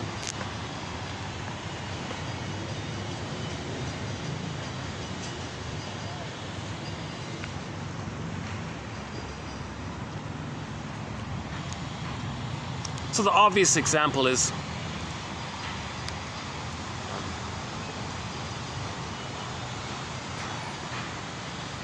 maybe you have a favorite food somewhere. It's on sale at the opposite end of the town. So you're motivated to go get your favorite food that's on sale. So that's the dopamine part. It motivates you because you think that when you get your favorite food, oh, there's your favorite food, you're gonna feel safe by it. And when you feel safe by something, you get serotonin. Now some people never feel any kind of serotonin. So their trauma is they're always in dopamine mode because whatever they get, it never provides safety or satisfaction. So those are the people who say the chase is better than the catch. That's severe trauma because they can't accept anything. So there's envy. The people who sing the song, the chase is better than the catch, that's envy. They can't accept goodness. They can't see the goodness of the thing they possess. So the chase is the excitement. So there's their aliveness, they're excited. No, the catch is meant to be better than the chase. The purpose of the quote-unquote chase is to have the catch, have the thing. Then you get the serotonin. The goal is the serotonin. Now normally children get serotonin through self-regulation from the memory of having been soothed by the mother. Then the safety comes from receiving the love from the mother. They had a maternal positive experience and the wiring is laid down, so they feel soothed that way. So they have a constant, steady stream of serotonin naturally within. They don't have to constantly chase something to give them a blip. You know, they don't have to trick themselves to send it to them with the junk food and things like that. So junk food tricks the brain, tricks the mammalian part of the brain that this burst of sugar, salt, and fat means that the person is safe. So the brain sends the person serotonin, but it's just a blip. The body metabolizes the sugar, salt, and fat, and the psychic structure is still there. So they reinforced the arrested development. They're stressed by that, repetition compulsion. Search for something symbolic of good mother to change the past, so they'll buy another cookie, another box of cookies. So emotional eating can come from that.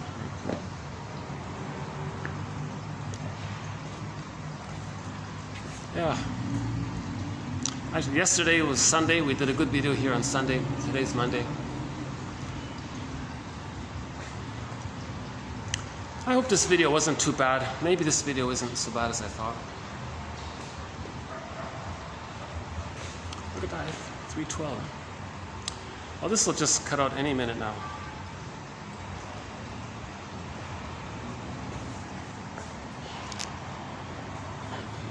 Where's that baby pigeon?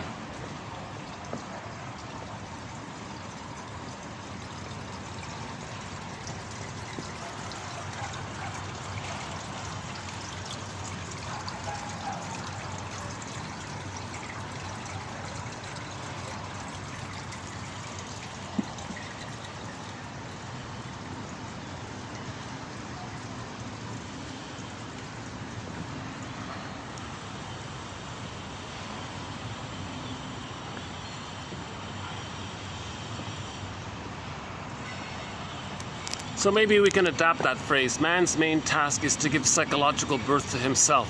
Maybe we can modify it. Man's main task is to resume his emotional, psychological development. So man's main task is to pick up where development got stunted and find some way to get back on track and resume his development. We do it through the forgiveness process, the mourning process, seeing the two sides of the parents, the painful truth that upsets us free. Right? The awareness, the consciousness helps, then we can make better choices.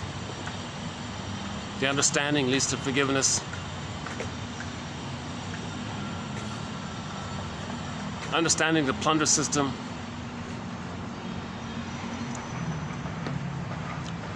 So there was a big panic. Yeah, no time for that one. So let's save that for another time. But we do have a sub-thread called the sociological factors that contribute to prejudice. And on that sub-thread, yeah, the plunder system is on there. Interesting theory about that. But it helps to forgive the parents, because if the parents were victims of the plunder system, somebody else's greed and envy, they don't care. Of course they don't care. Don't you care? You hurt all these people? My mother didn't care. She hurt me. So they've identified with the aggressor. So when the aggressor hurts others through their passive-aggressive actions, usually, they're not caring about it. They're trying to say, and they're trying to know for themselves that the mother didn't really. From the baby's point of view, he thought the mother didn't care that she plundered his soul. Oh, there's the little baby bird here. Oh, there he goes. Let's see. Oh, that's a really tiny little one. Oh my goodness.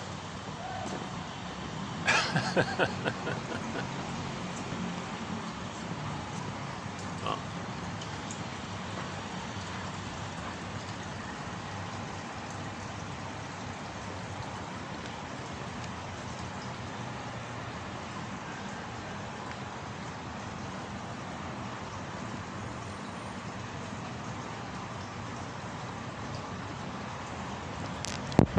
So our repetition compulsion, we recreate in the present to know what happened in the past. Transference reveals the past to us. We're trying to remember. That's why we're doing it. We're searching for memory and feeling. So when we replay the past in the present, we're going to be reminded of what we tried to feel but couldn't.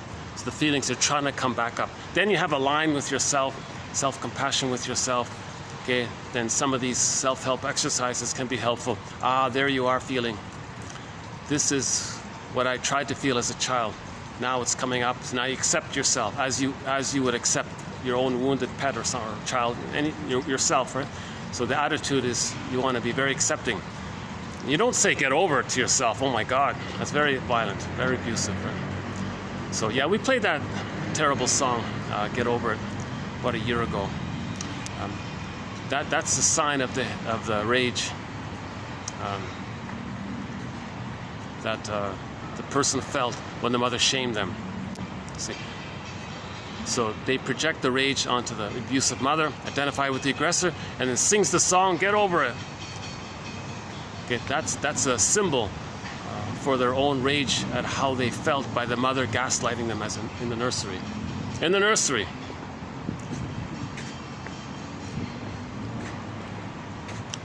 So the guy in the nursing, so many people in the nursery home, if they're rude to the nurses, it's because emotionally they feel like they're back in the nursery, maybe. Something like that. Not always.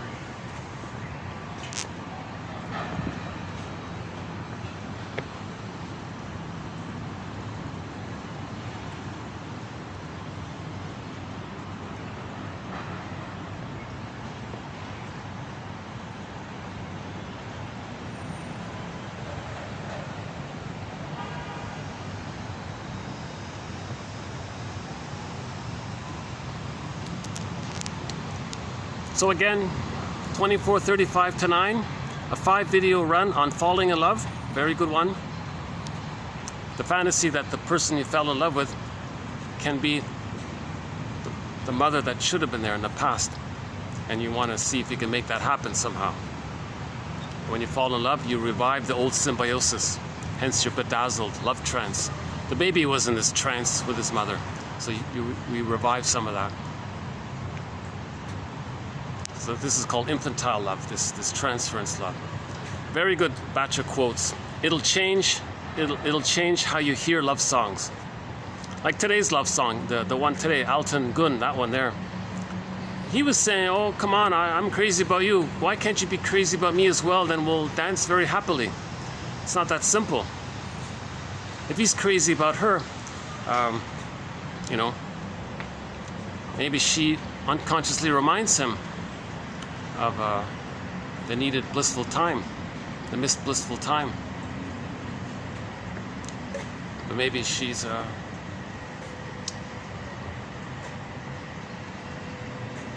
afraid of that, or it's not mutual kind of thing. So yeah, 24:35 to 9 on falling in love, 24:89, that video plus the 6 videos prior to it on greed, plus the tag-on videos, 24.99 and 2500. 2500, interesting one about the waste one. The placenta is meant to process the waste. If there's a trauma there, with the early removal of the cord, people later on just dump onto the planet. They dump their waste, 10 billion tons of plastic in the ocean. Well, it's supposed to process it. They never got satiated. They missed, it's the phantom placenta phenomena. The phantom placenta, they project the placenta onto the planet. Oh, the placenta planet can process all the waste. No, it can't. No, it can't. There's a limit. The Earth cannot. Right? But emotionally, we're operating from the babyhood trauma of not being satisfied and ready to let go of the cord. So the cord should stay. It's called a lotus birth. Beautiful flower. Yeah, beautiful flower. I think we need to add the lotus flower as a companion flower. That'll be our new first flower to add to the companion flower. So we have companion beverages, companion animals. Now let's start a new thing, companion flowers. That'll be the first companion flower to 1001 Windmills of the Mind. The lotus flower, a beautiful key flower, very symbolic, powerful meaning, powerful message. Babies need a lotus birth, the lotus flower. So there's something you're adding here. Yeah, good. That's a nice one. I feel the importance of that, the lotus flower. Again, you got the beautiful flower on the water there, right? And then the stem goes down, and then you got like the lotus bud, with the lotus seeds and all that little bud there. Well, that's like the placenta, the stems from the flower down to that image. It resembles a bit. It's called, they specifically call a natural childbirth a lotus birth. The baby's the flower, the cord to the placenta. Okay, lotus blossom, the stem down from the blossom to the pod there with the seeds. That's the placenta.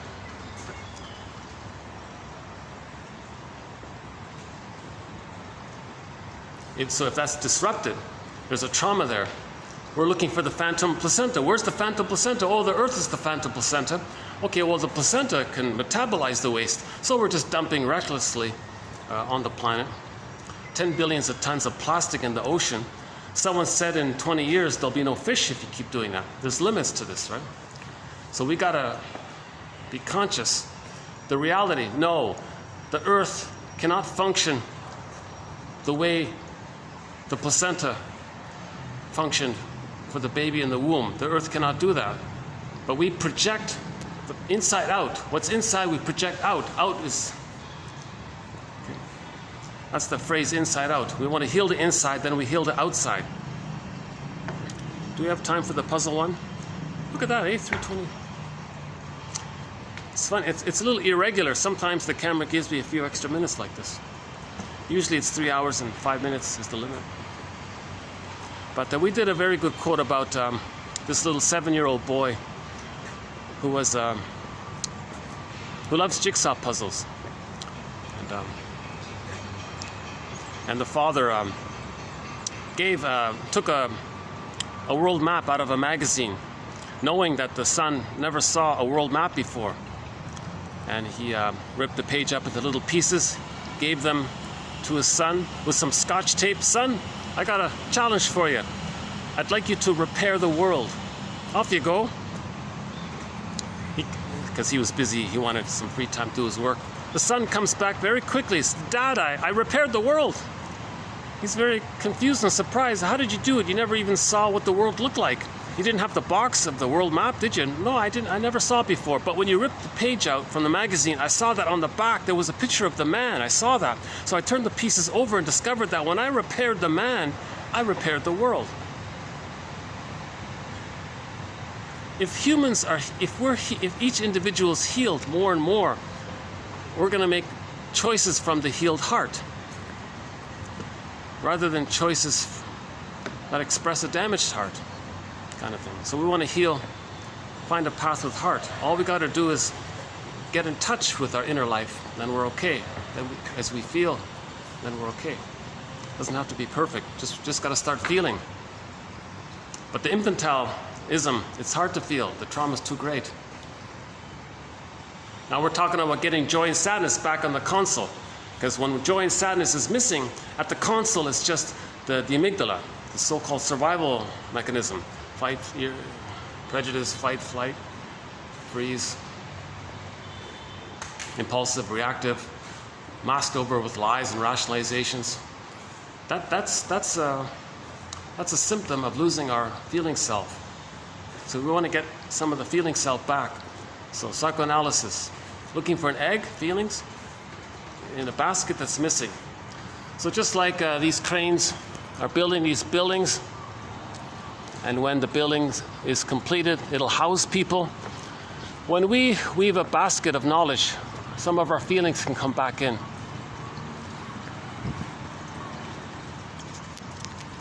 Well, thank you, hotel venue.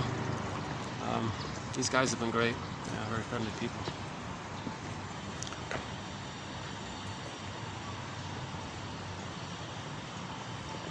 Well, I'm curious to see how long this will go to. Wow, 3:25. Wow.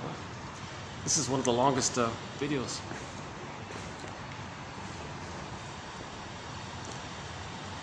Any final thoughts here? What other self-help books did we cover? A little bit by Eric Berne, not too much Eric Berne. We haven't done the Enneagram really, maybe later on. Karen Horney's self-help book, Our Inner Conflicts, is very good. Masterson's book mentioned earlier, The Search for the Real Self, that's very good. Helen Kramer has not a bad book called Liberating the Adult Within. She has a very good quote in there about forgiveness, which we included in our collection. If you type in Kramer in our search engine, H. Kramer, you'll get her quotes. That's a very good one about forgiveness. You want to see your parents as people. And we linked it to Rosanna Deerchild's quote. She said, quote, the more I got to know of my mother's story, the more of a person she became. So, how do you see your parents? What were your parents' goals and dreams beyond being a parent? See them as people. They had hopes and dreams. Again, Bruce Springsteen, Toronto, Independence Day, YouTube. Listen to his introduction to that song about seeing the two sides of the parents. You're startled to realize that they're people. You're shocked that they had plans and didn't pan out, that kind of thing. So we want to see our parents as people, not just as parents, as persons. Our parents were kind of persons. Got to get there, right? They're persons. They're ordinary persons. Got to stop thinking of them only in terms of them being parents. They're persons also. That's part of the forgiveness process.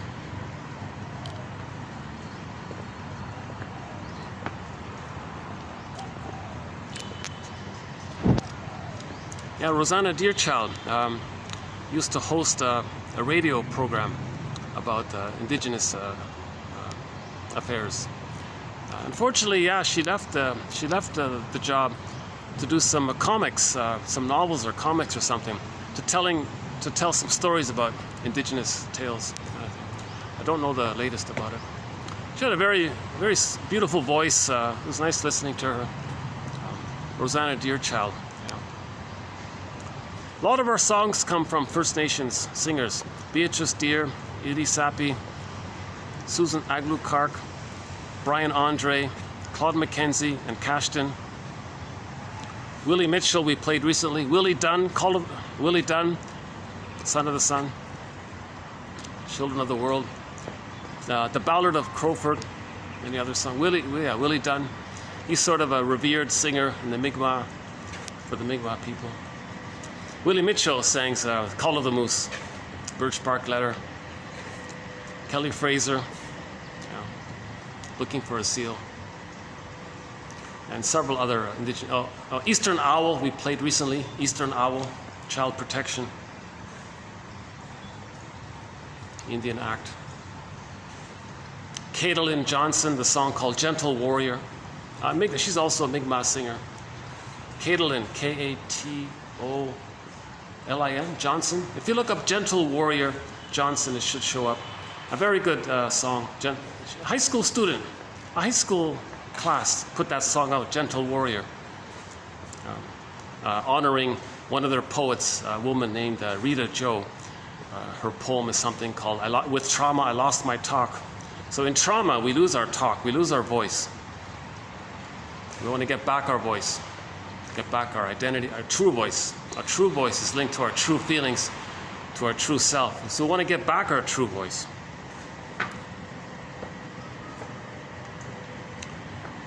Wow, okay, 320. What is this? 330, wow, this is a record, I think. I'm confused why I'm still getting storage space on this thing.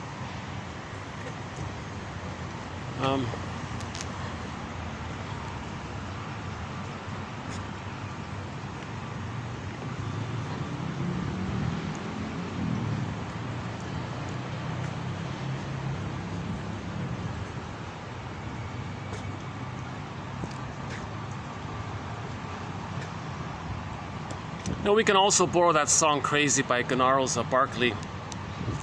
Just in general, stunted development means we're going to repeat the past and the present over and over again. Isn't there a pop culture slogan? Doing the same thing over and over again, expecting a different result. Isn't that insanity? Crazy, they said. So 70% of the people are deeply engaged in repeating the childhood past and the present. Nobody's saying that anybody perfectly lives perfectly alive in the present. Everybody's going to somehow partially see the present based on knowledge from the past. We're not talking about that in general terms. We're talking about a deep emotional transference neurosis, where you think the person in the present is emotionally someone important from you from childhood, and you're trying to interact with your parent, seeing proxy form person in the present, but the person in the present isn't your parent. You know that cognitively, but emotionally you don't. That's the issue. Right? So when we repeat, we had the quote from another self-help author, Amy Baer. We repeat the childhood past and the present because of the pain we're feeling. From the movie Greenberg, the guy said that Ben Stiller, not a good movie, but anyway, a good quote from that, a very good quote from that film. Therapist said to the guy, "You have trouble living in the present, so you dwell in the past because you never really lived it. You never really lived it. Again, you have trouble living in the present, enjoying the present. So you dwell in the past, pathological nostalgia, because he never really lived it. He couldn't live the past because it was too painful. And he's stuck there, stunted, stuck there. So he's replaying the past, still living in the past. The present becomes a new replay of the past. The past is still going on. The past is just continuous throughout the present. The present is not seen as the present. The present is seen as still the past. So he's stuck there. It's called pathological nostalgia, complicated grief, etc. You know, melancholia. So we want to be emotionally free. Being stuck in the past means being stuck with the shaming mother. Thinking still that we're supposed to try to save her. No, it's no baby's job to convert their dysfunctional mother into a loving, healthy mother. No baby can do it. It's not their job to do it. They're not supposed to do it. In their fantasy, they think they should do it because the mother's seen as a part of them. They want to fix themselves. But no, the mother's separate. But the baby didn't think that. The baby didn't know that. The baby thought the universe was him. He's the universe. He wants his paradise. So he's stuck there. So we got to somehow correct this false belief that it's our job, we got to convince our inner child of the past that it's not his or her job to still try to fix the mother, save the mother, cure the mother, make her a good mother, please her, make her happy, make her a good mother, so that finally we can get our paradise and resume development. If we let go of that, that's liberating right there. That's very liberating right there. And a main part of the therapy process is having a caring witness. Grief is healed when it's witnessed by a caring other. Because when you feel safe with somebody, the caring person makes you feel safe. When you feel safe, emotions come up. So when you free associate, important material comes up. And you're willing to free associate more easily to allow important material to come up in the presence of a caring witness who cares for your emotional health. So when you feel safe, stuff comes up. The mechanism is similar to humor. In the first part of the joke, you feel a little tense. You get the answer to the joke. You feel safe, then you might laugh. There's like a release there. Similar, all that buried sadness, you feel safe, it might come up and you start crying. But it's a similar mechanism. When you feel safe, the feelings that you bottled up or what you didn't face or accept or acknowledge, all that denied sadness, now you realize you're sad, now you feel safe. There's a delayed onset of the sadness. Now you're feeling the sadness that you always felt, so you're going to cry now. So there's like a delayed onset of the feelings when you feel safe. Safety allows for the release of the feelings. Okay? Just like in a joke, in the second half of the joke, you feel safe, and the tension that you felt in the first part of the joke, the laughter is that little release there. Similar to the crying in the grief work. Right? So we talked about that earlier. Well, I guess I could just close the video here. Any last final thoughts here? Yeah, one of our threads on humor. So the most recent joke we added was about passive aggressiveness. It wasn't really a joke, but a guy made an interesting comment that I found kind of humorous. He said long ago, the passive aggressive personality structure used to be in that famous DSM, that fancy book there, that it was an official entry that there's a problem there if a person is passive aggressive all the time. They removed it. It's no longer in that famous book, that DSM book. It's no longer there. He made a joke. Oh wow, I guess we can be reassured now that our covert, sugar-coated, angry smile is normal. He was saying it in a way that that's not the case. The passive-aggressive pattern is a distinct pattern that's problematic. It's a symptom of arrested development, and that's crazy, like the song says. So keep it in the book. Just like narcissism, keep that in the book as well. And other patterns.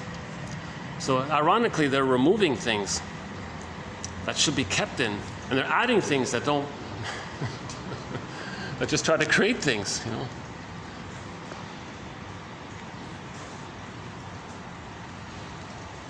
I think Thomas Zaz made that point. We don't have many quotes from him, but he said long ago, whenever it was, when they made the label, like calling women the witches and all that, then they saw more of them.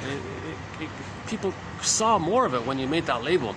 He said that's what they're doing in that DSM book. They're creating labels so people can see more of it. I don't know how exactly that works, but it's kind of like you drive a certain model of car. Like before you owned that model of car, you didn't really notice it too much. Let's say you buy that model of car, and suddenly you notice it more. It's there. Some mechanism like that. Pigeon, what do you say, Pigeon? Let's let this little pigeon have the final word here. What do you say?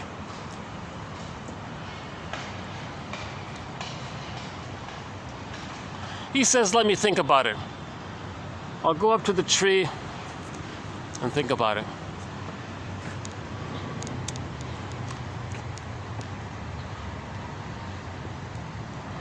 That little baby pigeon's giving me the silent treatment. He's avoiding my question. Is he being passive aggressive? Okay, I'll definitely hit the stop button here for today. So thanks very much for your patience, for anybody who happens to have seen this. Still no viewers, can you believe it? 2.5 years, no viewers. But a small handful of people do have the collection of 1001 Windmills of the Mind. I consider them very lucky to have that gem. So again, www.buymeacoffee.com/psychoanalysis. For the price of a cup of tea, one can have an encyclopedia of the psychoanalytic perspective. Thanks very much. See you next time.